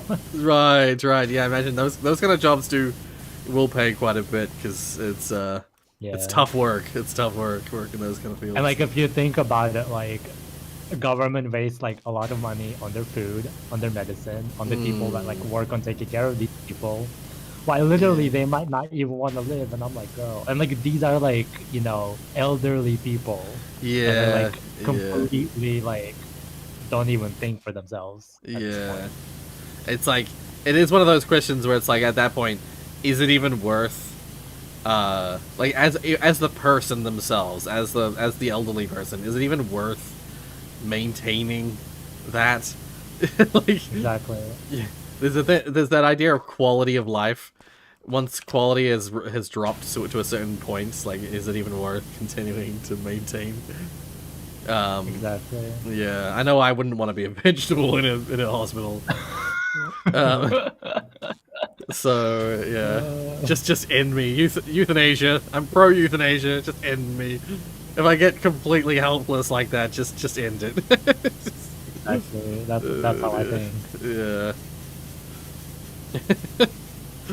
Oh dear. Also, I don't know if the dev watched our stream, but by the way, they added iron checkpoints. Ah! I imagine they saw our stream and us complaining about iron checkpoints. they added the iron checkpoints. Love that. Yeah. I mean, yeah. If I was in any way involved in that edition, I would be happy. I was gonna say, I remember a while ago you were like, you played that one like the bridge constructor portal, I think it was called, Yes. right? Yeah. And I remember you were like, oh, if you like people want to make levels, like you can go ahead and like, you know, I'll play them and stuff. Yeah, And I yeah. remember making levels, and then like I never did anything with that. Right. Yeah, no one ever came back to me saying, "Oh, I made some levels." There's some people that talked about it, yeah, but no one actually returned to me with levels. So. Well, I'll be coming back then with that. Okay, I will say, just the other day, like, funny you mentioned that, because it was just yesterday I saw Pascal, one of the used to go by the name Cat Dog, I think. Cat Dog? Right. Mr. Caddis. Okay. They actually just recently gifted me the DLC to that. Oh yeah, because they added the portal proficiency, which is like you can place the portals yourself. Yeah. Yeah, they just like 2 days ago or something gifted me that. So yeah. Right. So yeah, no, I have the DLC now. So I could theoretically play that. DLC. It's like as cheap as it is, I can't buy it. Yeah, fair enough. Yeah. I was gonna say I didn't get it because I was like, I didn't think that I was. Well, I didn't have super strong plans to return to the game, so Yeah. I didn't bother to buy the DLC. But yeah, now I own it, so theoretically I could return to that DLC as well. Oh yeah, because they did add new levels with it. Yeah, yeah. So yeah, if people do bring me some levels that are made, that they made themselves, then yeah, I could do a stream where I play some of the new levels, and then some fan levels, and yeah, Okay. it could be a plan. Yeah.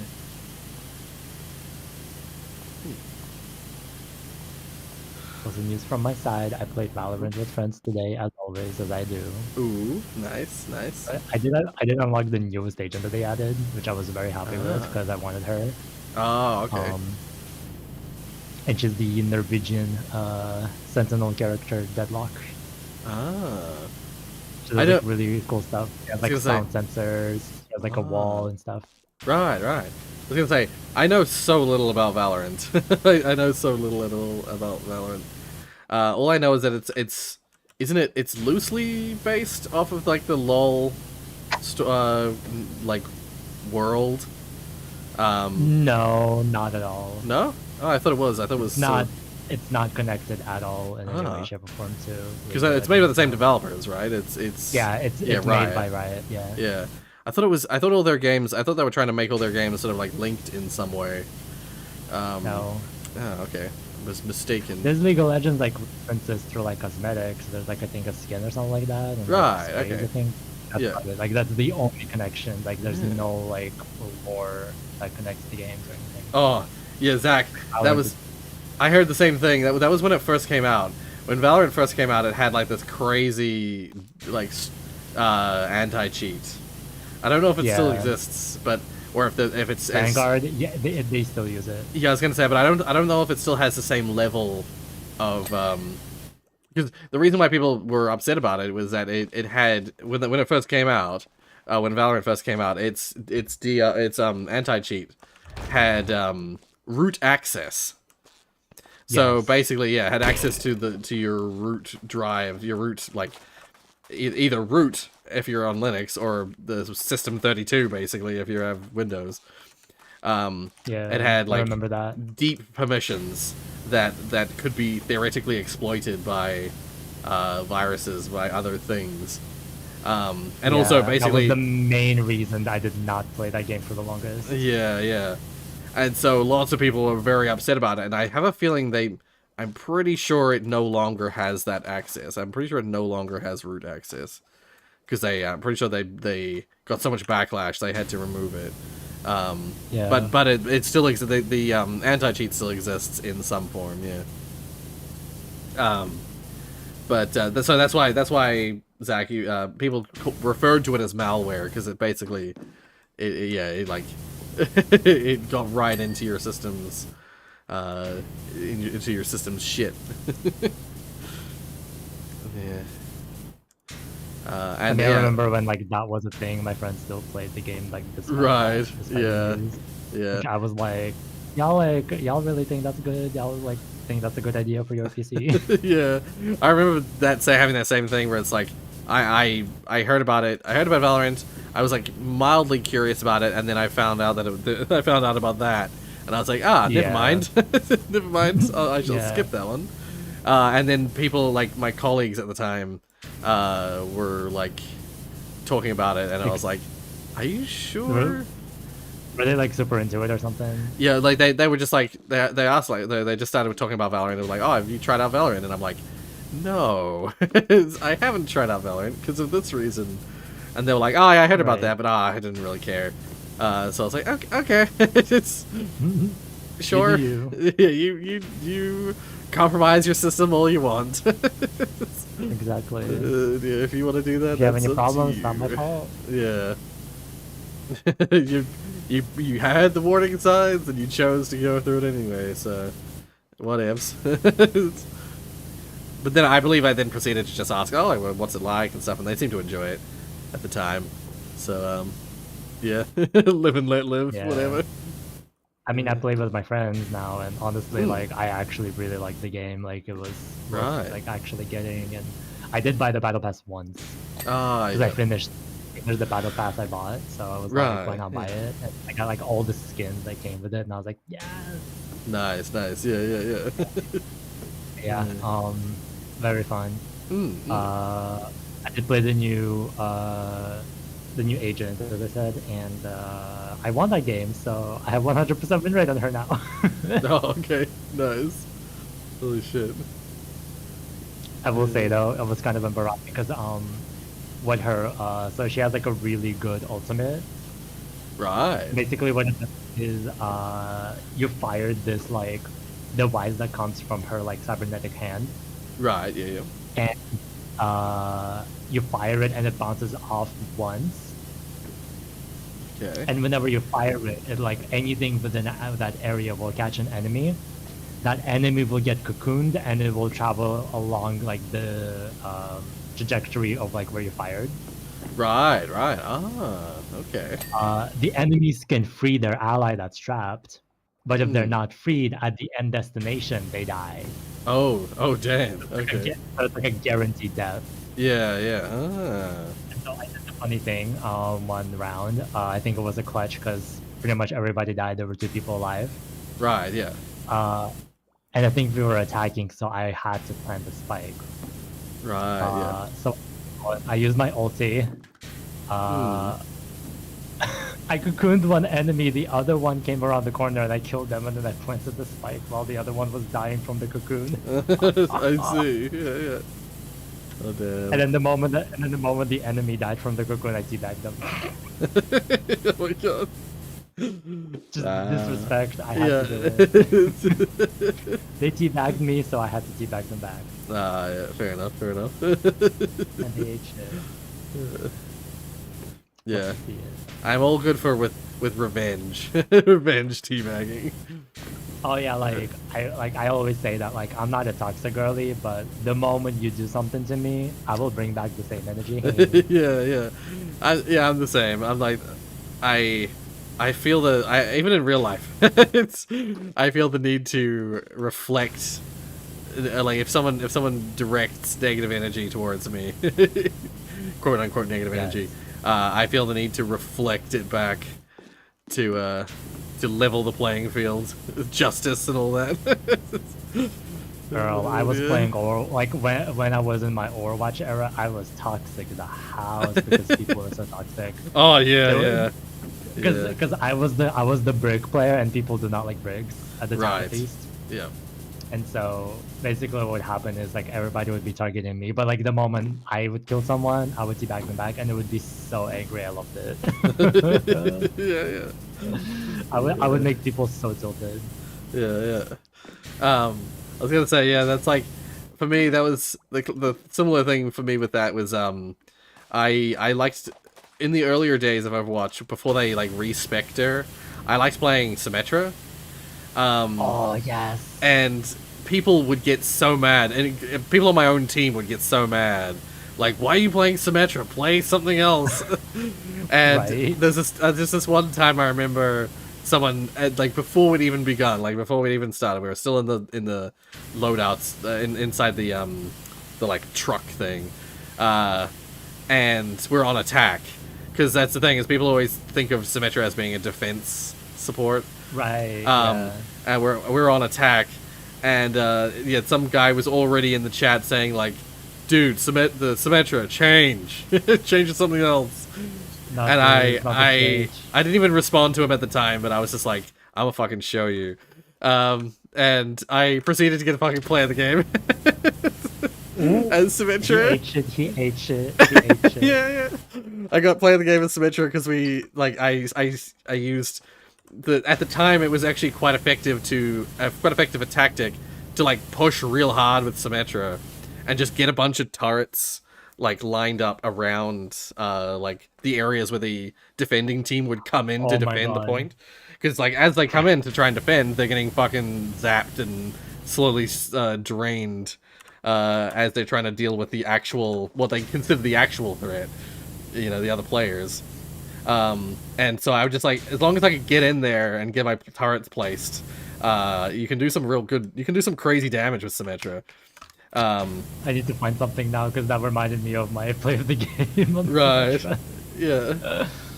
So yeah, like I had to play the game where it's like it's just me running around placing turrets in the first cap point, and it just like a bunch of my turrets killed a bunch of characters that like led to us capturing the first control point real fast. So I can't play the game, and I was just so, even though I didn't like communicate with the guy at all, I was just like in the back of my mind, I'm like, I hope he fucking sees this. I hope he fucking feels bad. I hope he like sees this and is like, I suck. Because the Symmetra he fucking shat on at the start and fucking play the game. Yeah. He was raging, molding, seething, balding. Yeah. As he should. Yeah. But yeah, that reminded me of the play of the game I got on Symmetra on per ESO. Oh yeah. It's pretty funny. So it starts off with me like getting 3 turrets on the Widow, like in the back, all the way in the back, because she does not really notice because she was scoped in. Right. Yeah. And so the 3 turrets killed her off Nice. while I was killing the Junkrat in front of me. Yeah. And then the turrets also kill off the Lucio. Right. Yeah. And then it wasn't in the play of the game, I think, but it also killed off Diva's mech. Oh. Nice. Holy shit. It was so nasty. Like I had Yeah. really good turret placement. Yeah. That's the thing, is like I feel like people always underestimate Symmetra. Oh, she's meta now. From what I heard, Oh, really? she's not meta. Oh, Yeah. fuck. That's fascinating. Because, yeah, like, at least, because I used to play more, like, way back in the day, and people, ever since she first arrived, people have been underestimating Symmetra. People are always think, because she was always labeled as support back in the day. Yeah. I think she isn't she She had a labeled differently different now? kit. Yeah. She's labeled DPS now. Yeah, I was gonna say, because, yeah, She back used to be then, defense, and then she became support, and then they put her in DPS. yeah. Well, I think she started on support and she got placed in defense afterwards, and then back in support, Back to support, and then DPS. and then to DPS because they just Like, didn't know where to girl, what place is her. this? Yeah, that's the problem with such limited like concepts of what the classes are, because yeah, Symmetra doesn't really fit into like a neat category. But yeah, like she in the right context, when used correctly, she's so powerful. Like she's like really She good. is very powerful. And Like, so, I used to play her like for a while when I was in DPS because I got tired of May. Right. And, Yes. oh yeah. my god, Symmetra's so busted. Yeah. Like That's I the was thing. surprised people did not play her enough because she's just so good. Yeah. Again, it's just that people just underestimate her. They just think if they're like back in the day when she was support, people would think, oh, well, if I'm going to go support, I may as well go someone who can heal. You know, she was the only support who didn't heal. Yeah. And then people would call like anybody who would play her like a thrower. Like, Yeah, like, yeah. quit, like, Yeah.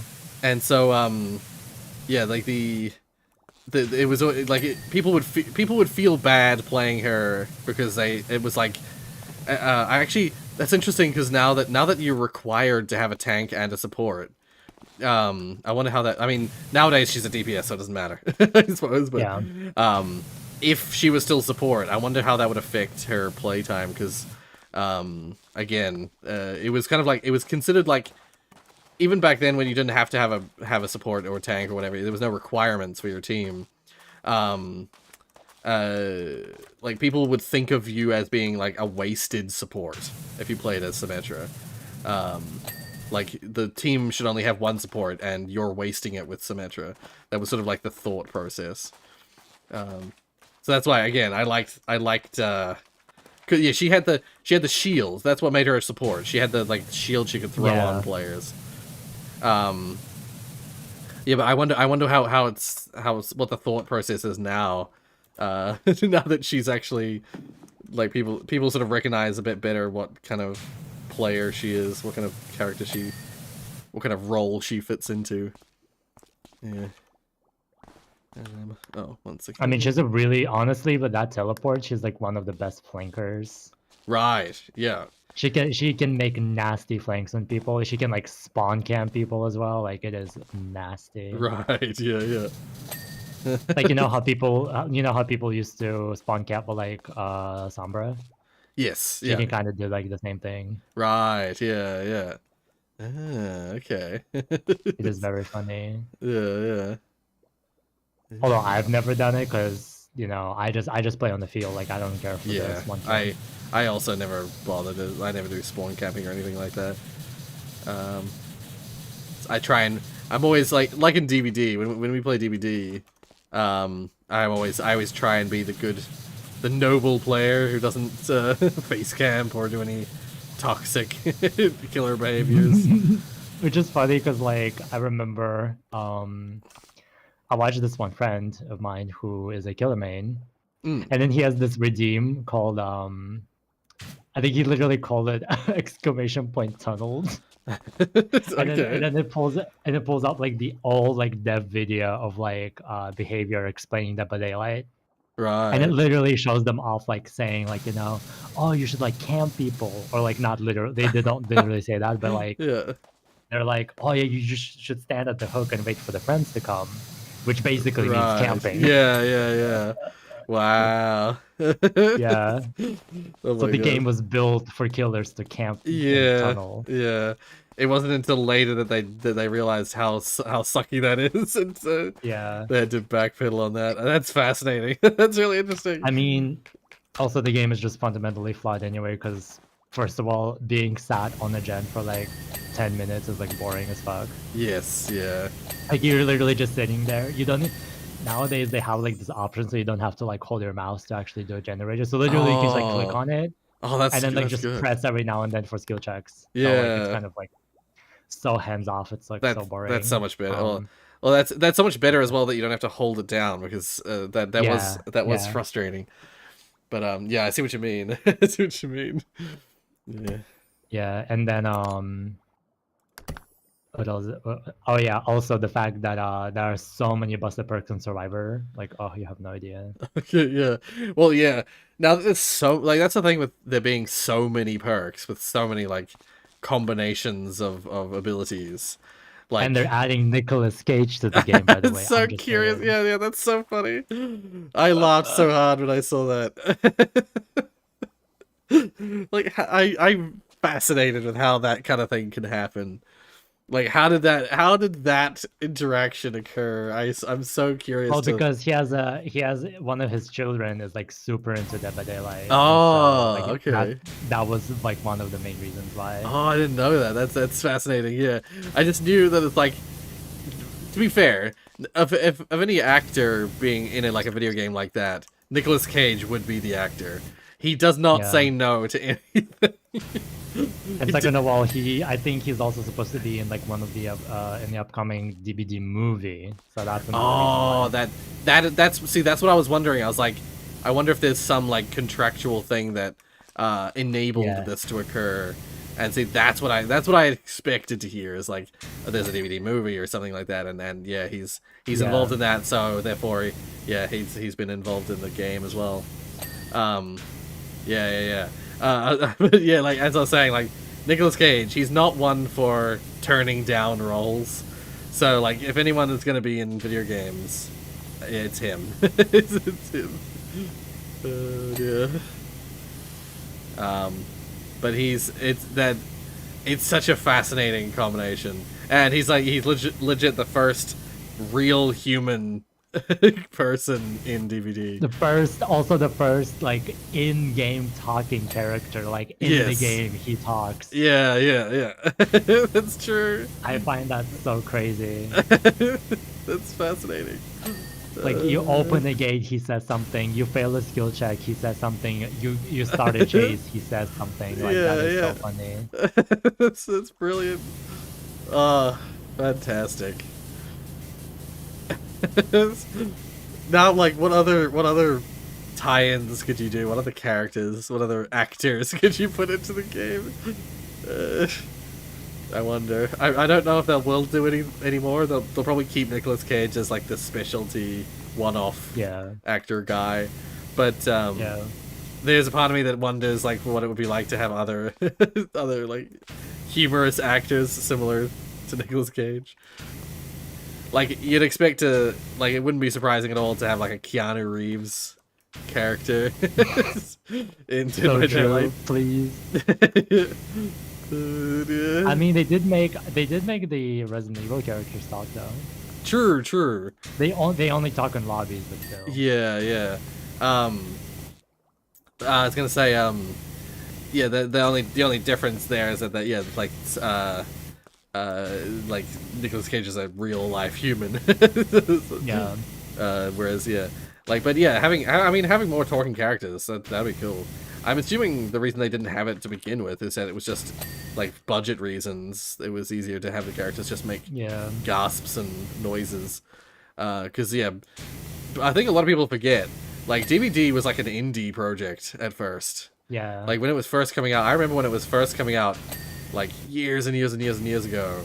And it was also like the buggiest game ever. Yes, it was. It's been through a lot. I mean, it's still a buggy game. But, it is. But it's significantly improved from back then. But yeah, I remember when they were first announcing it, it was like this small project, the small game coming up from this like indie development studio. And like people weren't sure. People were really excited about it, but people were also unsure of how it was going to be. People would often describe it like it being like a Left 4 Dead. People compared it to Left 4 Dead back in the day because people just didn't know there wasn't really a game like Dead by Daylight before. And so which is funny because literally the second DLC they did was Halloween, by the way. Right. Yes. Yeah. The first collab was fucking iconic. Yeah. So like, yeah, it's so amazing to see what they've managed to do now that they've got all these like these freaking third-party things interested in their game. Yeah, they got Halloween, Michael Myers edition, and then they've got like the Scream guy, the Ghostface, and they've got they made a fake version, but then they they made a fake version, and they proceeded to make the real version of the Texas Chainsaw Massacre guy. Forget his name. Yeah. The hillbilly is straight up supposed to be like a rip-off version of the Texas Chainsaw Massacre guy. And then they got the actual deal to do the actual Texas Chainsaw Massacre. So like, oh shit! So that's why there's two chainsaw killers. They have over 10 licenses now. Well, I think 13 or something like that. Yeah. So that's fascinating. Yeah, it's such a success story. It's so cool to see. Yeah. Hasn't been doing that well in recent years because they've just been not good with like balancing and also people are not enjoying how the community is like very unbearable. Right. I will say, for some time now, the DBD community has been pretty toxic for a long time. And like when you like, and people say like League of Legends is toxic, girl, you have not played Dead by Daylight. Yeah. And I remember I told my friend like DBD is toxic, and they were like, Dead by Daylight is toxic, girl, you have not played, like you should really find out for yourself. Right. Yeah. Like I've seen League is not that toxic. Yeah, I mean it's pretty toxic, but it's not as toxic as DBD. Yeah, I'm not sure. All I know is what I see because Mark plays DBD, and he gets pretty toxic when playing DBD. Oh, sorry, not DBD. LOL. Sorry, League of Legends. Oh, he plays League of Legends, and he gets pretty toxic playing League. Yeah. What does he play? Sorry? What does he play, I wonder? Yeah, I don't know if he has a main, or he probably does, but I don't really care for League of Legends myself, so I don't know really anything. I mean, same, but I'm curious because I know characters. Yeah, I know the story stuff because I've seen a lot of the lore videos, and I mean I say a lot. Arcane. I've seen Arcane, so yeah, I a fair bit of like story and lore related stuff, Right. but yeah, when it comes to the actual game, I know so little. Because like friends tried to get me into it back in the day. God, that would have been back when Jinx was a new character. They had just added Jinx. Oh, really? Yeah, that was back. That was when no. my friends tried to get me into it. Yeah, Jinx was this like new character they had just added, and I played it for a little bit, and I at the time initially, because I only had access to like the free to play characters. I played. I think I mained for the brief period I played. I mained Vlad, the vampire dude. And while Oh my god. You want to know how long ago that was? how long ago was that? That is almost 10 years ago. Yeah, no, that's about right. That's about right. Yeah, Dang. like what year was that? What when did they add Jinx? October 10th, 2013. 2013. Yeah. See, yeah, I was out of high school, but I was at university at that stage. Yeah, and yeah, no, that's about right. That's about right. So yeah, it would have been like maybe early 2014 or late 2013. Yeah, I was because I just remember seeing there was like the advertisements at the time were for Jinx because like it was a new character, and yeah, I played Vlad a bunch, and I played some other characters as well. I think I played the like snow. There's like an ice bow woman that I played. I don't know her name. And I played some other. I played like 2 or 3 characters for a little bit, Okay. and I just couldn't get into it. It was not. MOBAs are just not my kind of game. Yeah. MOBAs are not for me either. Yeah. I will say though, I remember I was watching League of Legends videos, and then there's this character. Her name is Lux, but her portrait's like really weird. Her like head is tilted in a weird way, but she's like looking up. Oh.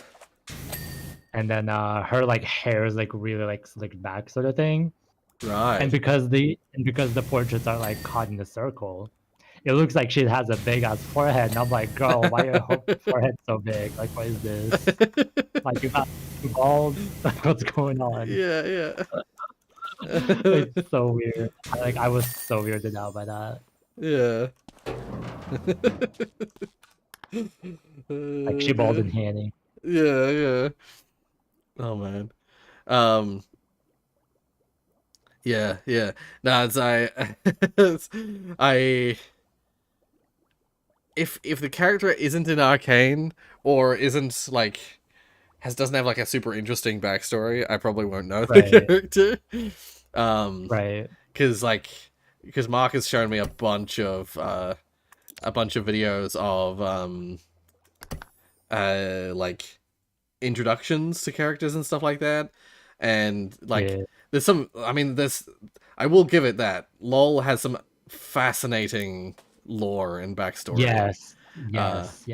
It has, its world is super diverse and interesting and fascinating, but yeah, the game itself. Yeah, anything else other than the game, it's really good. Yeah. Like, they've done amazing things, and I mean, they even did K-pop. I'm just saying. Yes, and that was very iconic. Apparently, Mark was saying at the time, oh wow, this boat that I'm cleaning is invisible. It turns invisible when I clean the dirt away. Funny. Yeah, Mark was saying apparently at the time when they started releasing the K-pop stuff, they were saying that like League of Legends is just an excuse for the developers to make music, to make K-pop. Please. Like the game, they just have the game is a side project. The real project is the like K-pop and like all the other stuff that they do. And you know what? I can get that if you've had a series that's been running for a long time, and you start using it as a vessel to make other stuff. I get that. I can understand doing that. That is a good money move, honestly. Yeah. it's so fascinating, so interesting, and it'd be such an amazing creative outlet to be involved in that kind of. And I mean, they production. recruited like actual K-pop idols to like collaborate with as well. So I found that very cool. I also, they're a group I know, so I already knew them. The fact that like, they were in that like collaboration, I was gagged. yeah. Damn, that's cool. That's cool. Which group was it that was involved? G Idol. Oh, okay. I see. Not super familiar with them. Yeah. But the rapper is like really popular because like she's basically like the anchor of the group because she does everything. Like she's the rapper. She can also sing. She does songwriting. She produces every like song. Oh damn. Okay. Yeah. So yeah, like, she's the real. Yeah, she's the real, as you said, the anchor, like the real. And I mean, she's also the leader, so that makes sense. Yeah. Damn. Yeah. Also, I should probably read the chat for a second. I like annoying people in TF2 where people complain about Pyro, and I switched to Pyro to piss them off. Yes, I will say. Yeah. There was a period of time back when I used to play TF2 a lot, where it was the funniest thing to fuck with people in Pyro. Like I miss TF2. Yeah, there was a period of time where there was a short period of time where I would change, like if we were playing a game and I felt like there were just too many snipers, I would go on. I would play as Pyro and run in, like this is my own team I'm talking about.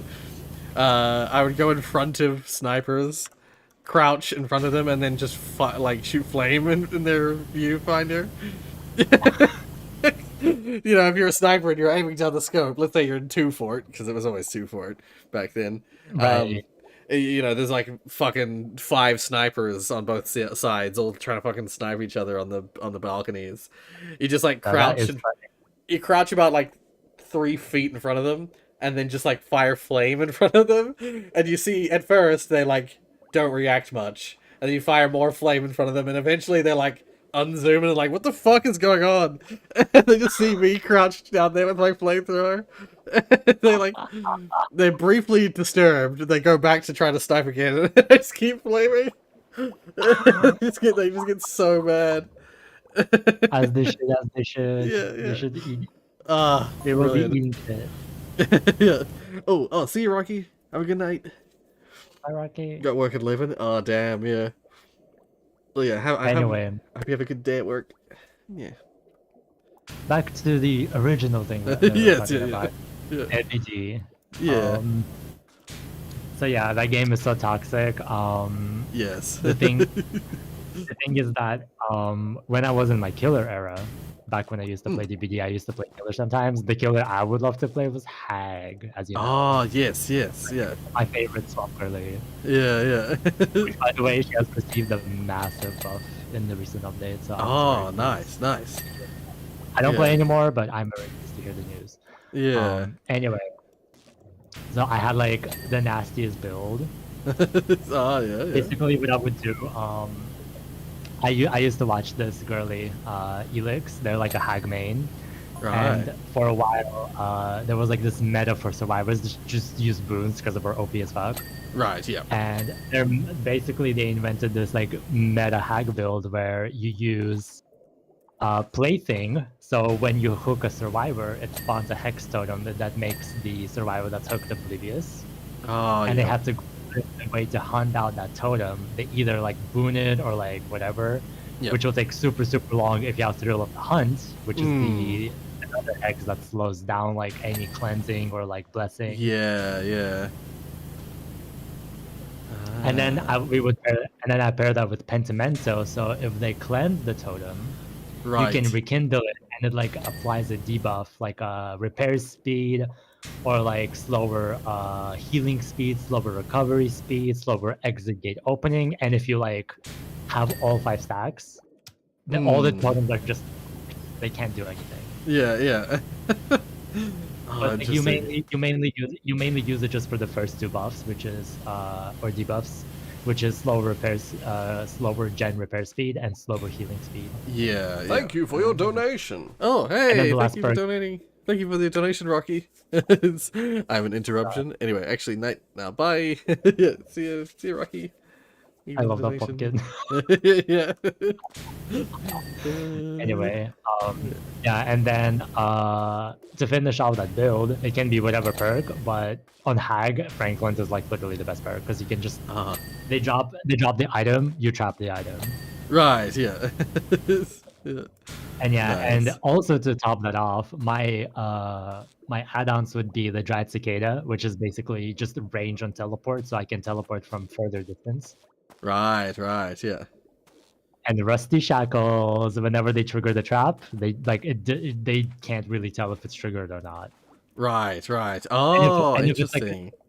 If it's like a hidden trap, you just like instantly teleport out of nowhere. They shit their pants and maybe go down possibly. Yeah.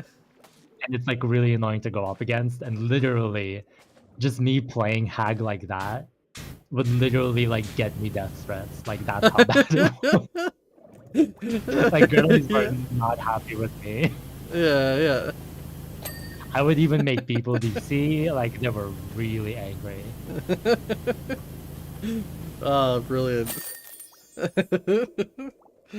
Like, yeah, I have no idea how salty I made people with my hack plays. Ooh. Yeah. No, so I was gonna say, it's interesting because it's always interesting to hear some of the cool stuff they've done with Hag, because like back when they've sort of, not when they first released Hag, but like a little after the Hag release, when there was still only like about like maybe at most 10 killers. Yeah. The Hag used to be considered like the weakest of the killers. And so like there was a lot of problems. Like people always thought of the Hag as being like the easiest to beat, and so a lot of people, like a lot of killers, didn't play Hag because of that. But then I keep hearing that they've been constantly ever since trying to like find ways to make the Hag to keep like the core of the Hag's abilities, but like find ways to rework her to be better. And it sounds like they've done some amazing stuff since then. Because like you have Hag mains and stuff like that now. I mean, I will say though, like people still do not play like her often at all. Like people like try to avoid her. Right. Maybe there's still that stigma. Maybe there's still that idea that she's not good. Yeah. But the people that do play Hag, they have a really high win rate. So like she has one of the highest kill rates in the game. Yeah. That's fascinating. That's really cool. It's cool to hear. Yeah. Are there any like actual like DBU stats? Let me see. Yeah, one thing while you're looking for that, Zach says, I remember when I played heavy and all I did was hide around corner with the Gatling gun already charged. Right, yeah. Saying fuck off. Yeah. I love doing that as heavy, like being in a position where you can startle people, a bit like a turret would startle people. Because people don't know how to react when they just suddenly are getting blasted with minigun fire. I love that. Do that too, but you like to be spy and just block their view instead. Oh, I see. Use the cloud, like constantly change disguises, so you're just like... I can't see anything. Oh, yes. Yeah. The air humper sniper. Yeah, I mean, I love doing that. Like that was the thing with the crab spy. You know, you just like the mangled like arms and stuff with the crab spy. Used to be really, really good.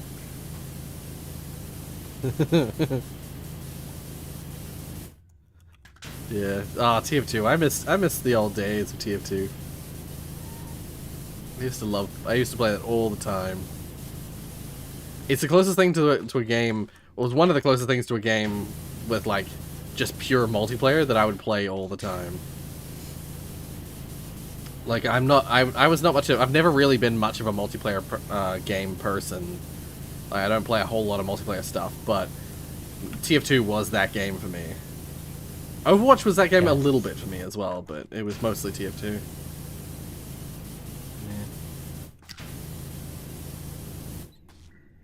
Okay, so this just in. So, I got the killer stat. Yeah. So apparently, Hag is still one of the lowest picked killers at like 0.97%. Damn. But Yeah. she has a 58% kill rate. Oh damn. Yeah. And most of them are 4Ks. Right. Yeah. Like, Yeah. Like most of them make up like 4Ks, 3Ks. Right. Yeah. Damn. Yeah. Yeah. I suppose there's probably an element of if you're not versing the hag a lot, you don't get used to her methods. Yeah. So like it's survivors who might otherwise be good at escaping might struggle against the hag because they don't verse her very often. Yeah. But then there's also the element of like the hag has gotten a lot better, and so the people who know that are winning at much higher rates because they're choosing the hag. Yeah. Yeah, one of the highest kill rate is still Pinhead, by the way. Oh, right, yeah. Which makes sense because Pinhead's really annoying to go up against. He has Right. like really good. His power is like one of the best. I still have never played that character. He's really He is Yeah. really powerful. Yeah. That's another licensed character that he's from a movie I've never seen. Hellraiser. Yeah, Hellraiser. Yeah. I've never seen it either, but I heard it's like really good. Yeah. I mean, it's popular enough that Pinhead has been referenced by many games and many other media pieces. I've always seen him just referenced in things. I've never actually seen the original movie. Yeah. But in the past few months, since his release actually, Albert Wesker has been the most picked killer. Right, I see. Which it's only because he's like actually like a really fun killer to play against and to play as, so it's kind of like fun on both sides. Oh, that's good. That's good to hear. Yeah. Yeah, I do like me some Wesker. Yeah, I still have yet to still have yet to play Wesker as well. And I'm still. Well, I think I've had it explained to me before, but I haven't really seen it for myself. What his abilities are, because I remember when he was first coming out, I was like, what abilities would they choose for Wesker? So his ability, he gets like 2 dashes, like with his tentacle, and he like goes really, really far, kind of like Blight. Right, yeah. And if he hits someone with his tentacle, they get infected. Oh, okay. And, so it's like a mixture of Blight and Nemesis. Yes. Right. And if somebody's fully infected, if he gets somebody with his tentacle up against like an object, he instantly picks them up. Right. Like, on his shoulder. Ah, yeah. Yeah, so it's kind of like not only an insta down, but also like an instant pickup. Yeah. Interesting. Yeah, it's very good. It's very cool. Yeah. I've never played him because I'm not into these kind of characters, but fair enough. I will say, like, he is pretty good.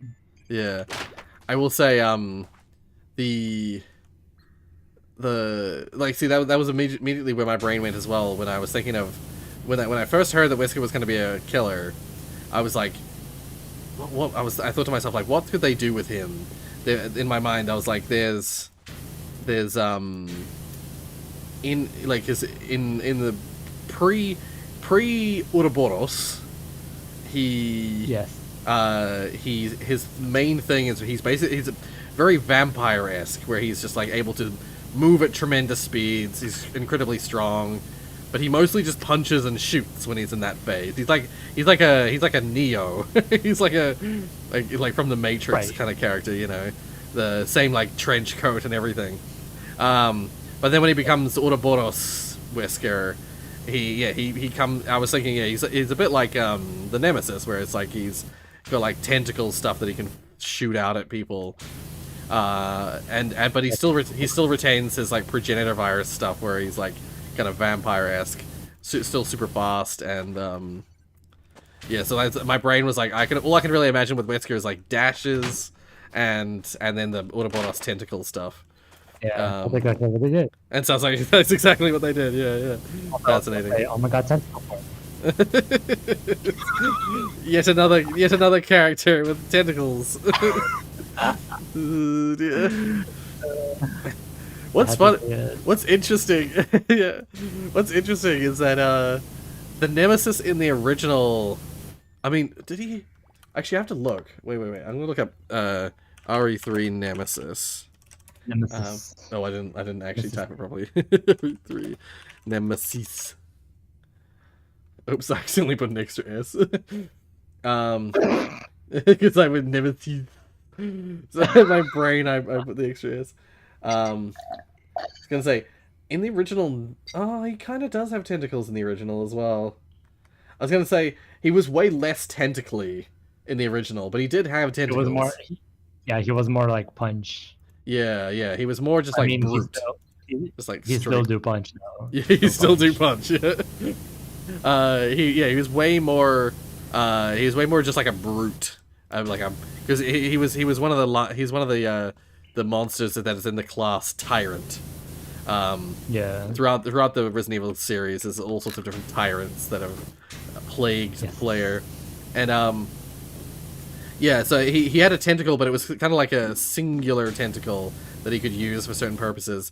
In the remake, they made him a bit more tentacly, because they were sort of trying to.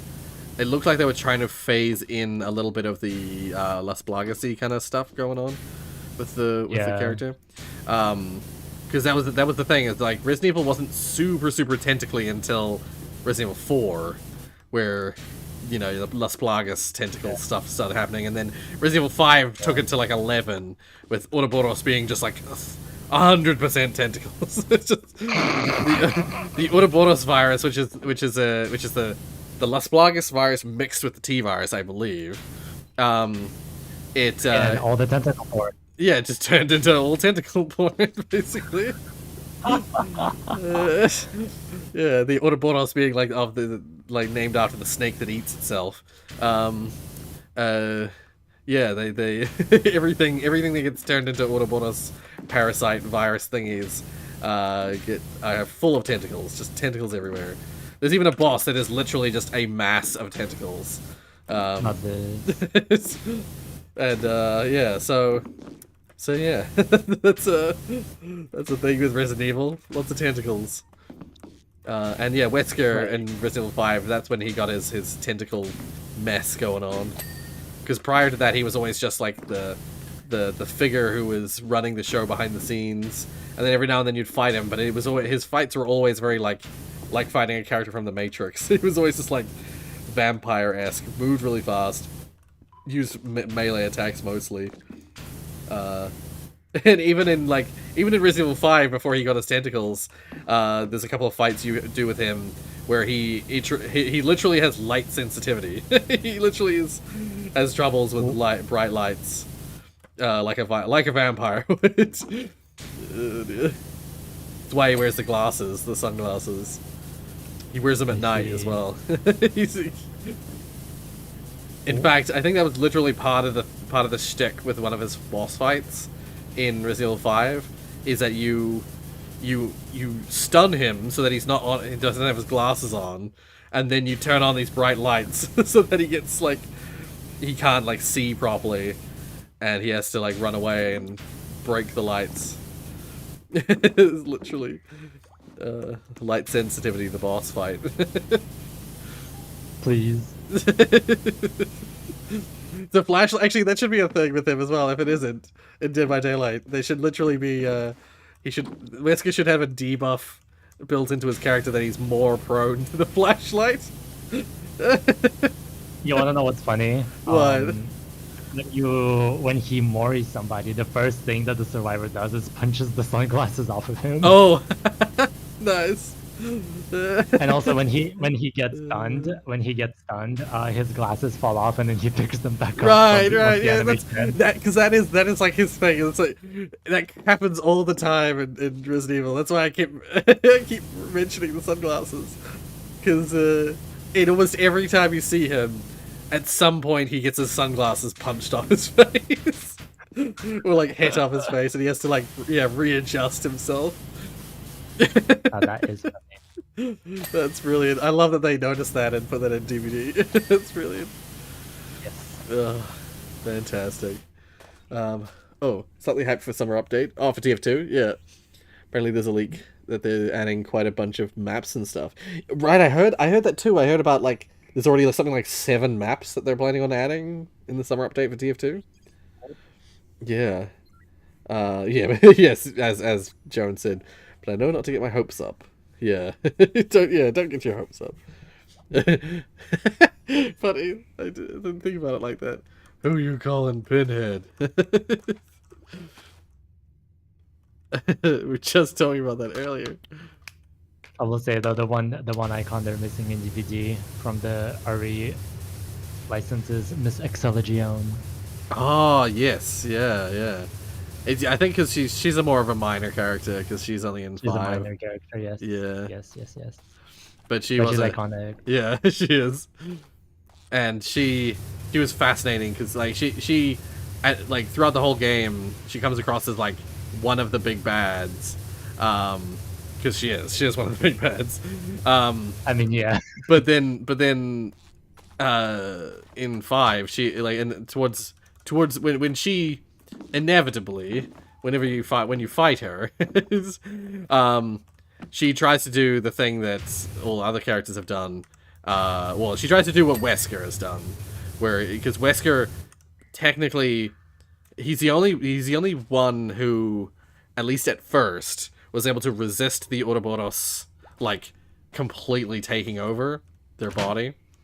So, because like what seems to be the case is that because Wesker has a progenitor virus, it's the virus that, like, all the other things have been made from. So, like, the T virus was a progenitor modification.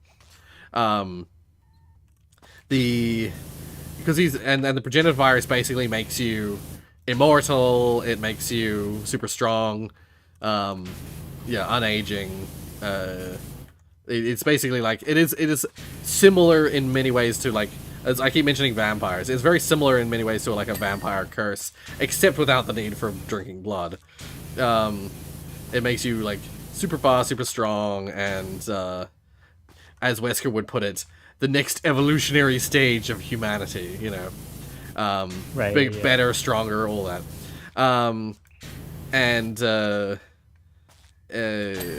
But most people who get infected with the progenitor virus just die. Most people, when they try and take it, it just kills them. There's no positive outcome. But every now and then, when someone gets injected with the progenitor virus, they become basically gods. And Wesker, I believe, is the only one at this point who has survived it. Yes. And so, Wesker is basically like some kind of god in the Resident Evil games. And but yeah, he does have weaknesses. And in 5, as part of his, like, evolution, he wanted the Ouroboros. He was using the Ouroboros thing as like a, because he could get infected with it, and it didn't turn him into a big tentacle monster. It once again just made him more powerful, basically. Yeah. And so he was using the Ouroboros thing as like a way of testing humanity, and whoever survives the Ouroboros plague would be like the people to start the next stage of human evolution with him. And he infects what's her face? I've already forgotten her name again. Excella? Excella. He infects Excella with, well, she infects herself with the Ouroboros to try and do the same thing that Wesker had done and then fight you. However, she is not one of the lucky ones, and she gets completely consumed by fully mutated. Yeah, she turns into the biggest mass of Ouroboros tentacles you've ever seen. She turns into like a boat size. It's because, like, I think she infects herself and then she's like dropped into like a mass of bodies. So there's just a ton of, like, biomass, quote unquote, that can be used for the transformation. So she turns into like a fucking boat-sized monster. It becomes That's how she popped. Yeah. What is this? There's a switch in this room that just makes noise. And it's just called orb. Switch orb on. Have you heard of my abandonware? No. Is it just a website for the abandonware, or is it like a game that someone made called that? Because I have come across some abandonware websites with some interesting abandonware. But that doesn't sound familiar to me.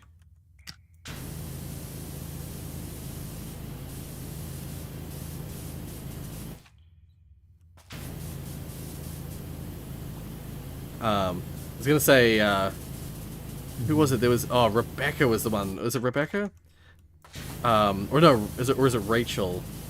There's a character they added to DBD that I was surprised. I think it is Rebecca. Oh, it was Rebecca. Yeah, Rebecca Chambers. Yeah, I was surprised at first when I found out about that, but in hindsight, when I like looked a little bit more into Rebecca, I realized why that they added her, because she's actually been in a way more Resident Evil games than I give her credit for. She's mentioned in the first game, in the very first game of the series, but you never see her, you never come across her. But she features because she's part of the I believe she's part of the team that went before you went to the, because like your Bravo team in the first game. Oh no, you're going to meet Bravo team because they sent Bravo team in to the mansion, and then they stopped reporting back, so they sent Alpha team. They sent your team in. I think that's the way it went. To like see what went wrong, and I believe Rebecca was part of Bravo team, and so she features in Resident Evil 0, which is the prequel to Resident Evil 1, and then from there she's featured in a bunch of different games that I was not aware she was in. I did not know she was in RE5. I'm gagged. Yeah, wait, she's in RE5? Yes, she is. Where? Where in RE5 is she? I remember. I thought I played that game like inside and out. Unless she's just referenced, or like is like a tiny part. Unless it's for the remake, because they are making a remake as well. Oh, it might be. Yeah, you might be right. Oh, she's in. I think she, by the look of it, she's in RE5 as a unlockable character for mercenaries. Oh well. Yeah, so she features, but she's not a prominent, like she's not story related. Okay. But that does mean that once again she features in RE5 as well. She's clearly a character that the developers are interested in keeping repeating, you know. Yeah. Because there's a handful of characters that the developers constantly return to, and Rebecca seems like she's one that I somehow missed. Like she's one that the developers keep returning to that I didn't notice the developers keep returning to. I will say one thing. I'm surprised she's not a skin character, because they added a bunch of these like others like characters with skins, like Claire. They added Shiva. They added Carlos. Yeah. I'm surprised she was not a skin character, because I feel like Claire could have been like an actual survivor. If, like, she wasn't a skin. That would make way more sense. Because like Claire is one of the big ones. Because I was gonna say it makes sense that Ada Wong was a character they added. Yes, yeah. Because like everybody wanted her, and she's like really cool. Everybody loves her. Yeah. It's like Rebecca's kind of like out of nowhere, where like there are a bunch of more like other iconic characters. Like everybody likes Carlos. He could have been a survivor. Right. Yeah. Once again though, Carlos is more of a bit part character, like Excella is. Where he's only in the one game, so that's not entirely surprising. But at least it would make sense for Chris, maybe, because he is in like a bunch of different games. Yeah, like straight up, the characters I would expect to be main characters would be your like Chris Redfield, Claire Redfield, Jill Valentine, Leon Kennedy, Ada Wong. Like those are the characters that like have the most prominent, I think, of all the series games. Because like Resident Evil 1, it was Chris and Jill. Resident Evil 2, it was Leon and Claire and Ada. And then Resident Evil 3 was back to Jill again. Resident Evil 4 was back to Leon. Resident Evil 5 was back to Chris. You know, it's like, and then Code Veronica was Chris and Claire. So like they've been featured so many times. You know, they're so iconic characters. And then Chris appears even in like the later games. He appears in 6 and 7 Yes. and Village. So like Yeah. he literally in almost every Resident Evil game. Yeah, yeah. And Leon appears in 6 as well. A lot of characters appear in 6 though, to be fair. But yeah, Chris is like the most prominent because he literally appears in the games that are like the reboot games.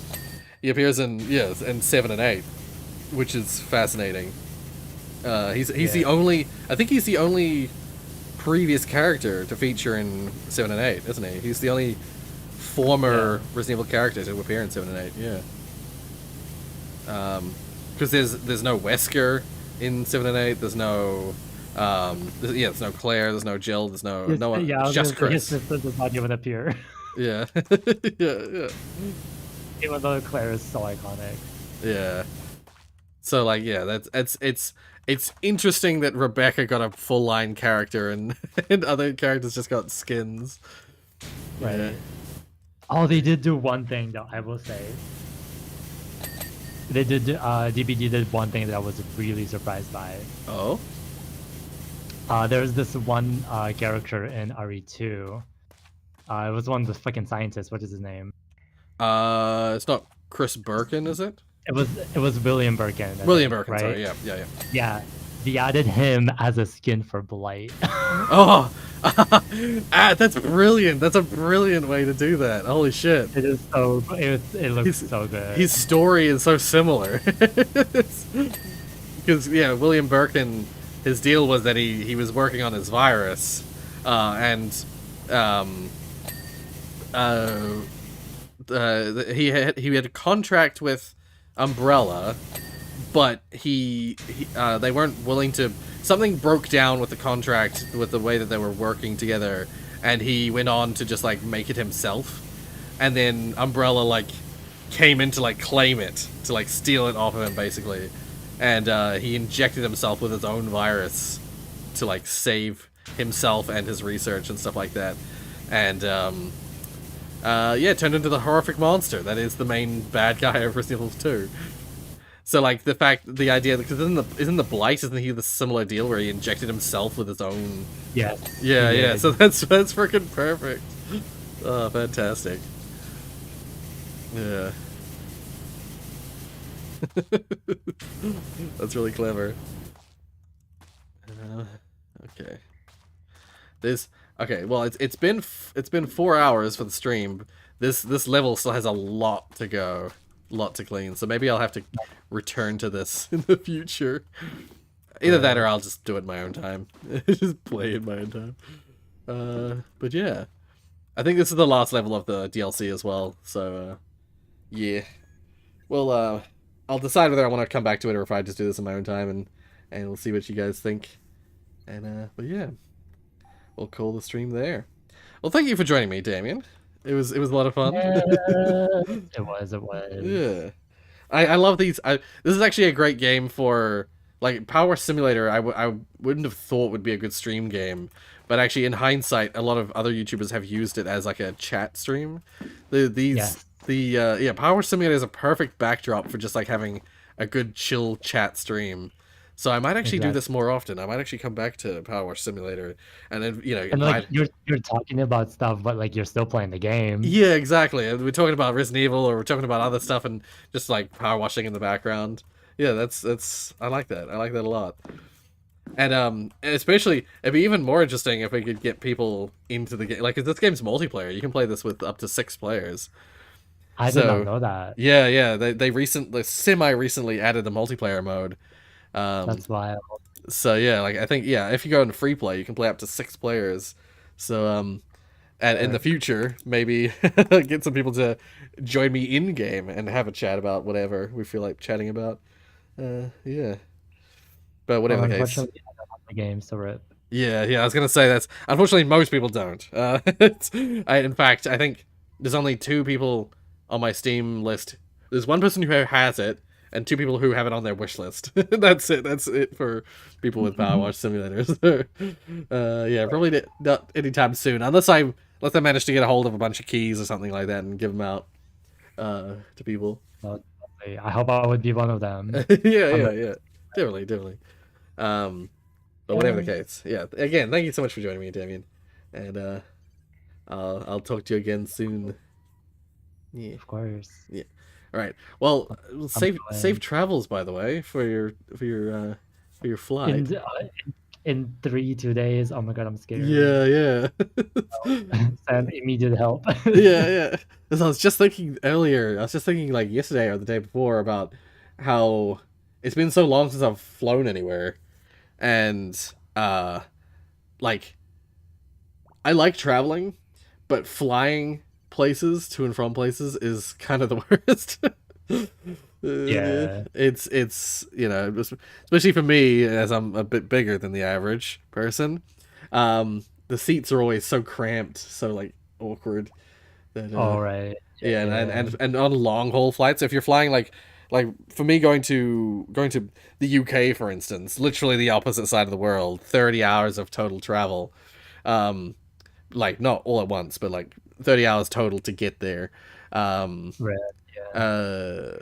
Yeah, like the not being able to sleep on the plane and stuff like that. Just Oh yeah.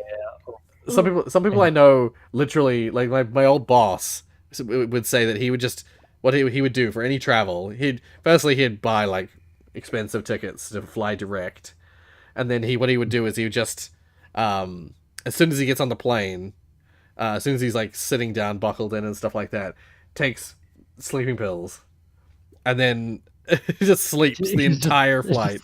It's just sad sleeping. Yeah. Just it takes some like sleeping pills to just knock him out. He would fly the whole way sleeping, and then just wake up at his destination. And I'm like, holy shit, that's amazing. However, that is funny. I don't trust myself with sleeping pills because I already have weird problems with like falling asleep while awake. Like I'm borderline narcoleptic already as it is. Like if I take like I literally the last time I took melatonin pills for sleeping, which is apparently one of the safer options, but still a bit dodgy. I took melatonin. I was like for 3 days. I was just like I couldn't like stay awake for any length of time. I felt like absolute shit for 3 days, just like falling asleep constantly. Awful. Oh, yeah, I would not want to go. Because for me, it didn't actually help me sleep. It didn't actually like give me actual sleep. It just made me like tired for 3 days. That is. Yeah, it was awful. It seems to work. Mark uses them from time to time because he finds them helpful, but for me it does not work at all. It's the worst. I mean, people take things differently. Yeah, exactly. People's bodies react to things differently. Exactly. So like maybe, and it might even just be that was like because that's the first time I've ever tried them.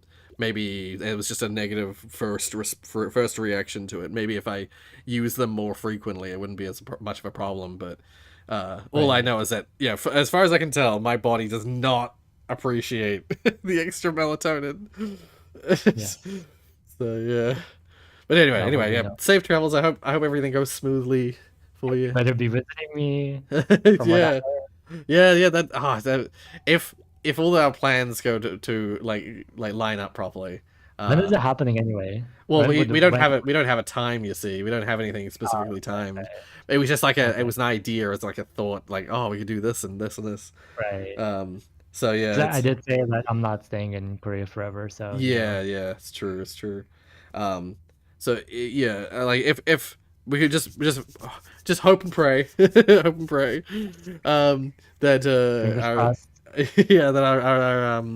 our travels will line up, and I can go say hi in person. Yeah. That'd be really cool. That would be lovely. Yeah. Anyway, thank you for joining me, and I'll catch you next time. Well, I'm going, girlies. Okay. We go Orchid Beach. Bye. Yeah, bye. Alrighty. And to all you guys for hanging out on the stream, thank you so much. A bunch of you came out and hung out live, which was freaking awesome. We had a good turnout today. So maybe we'll do more of these like chill streams in the future. Yeah. See you, Damien. Have a good day. Oh, have a good night, I should say.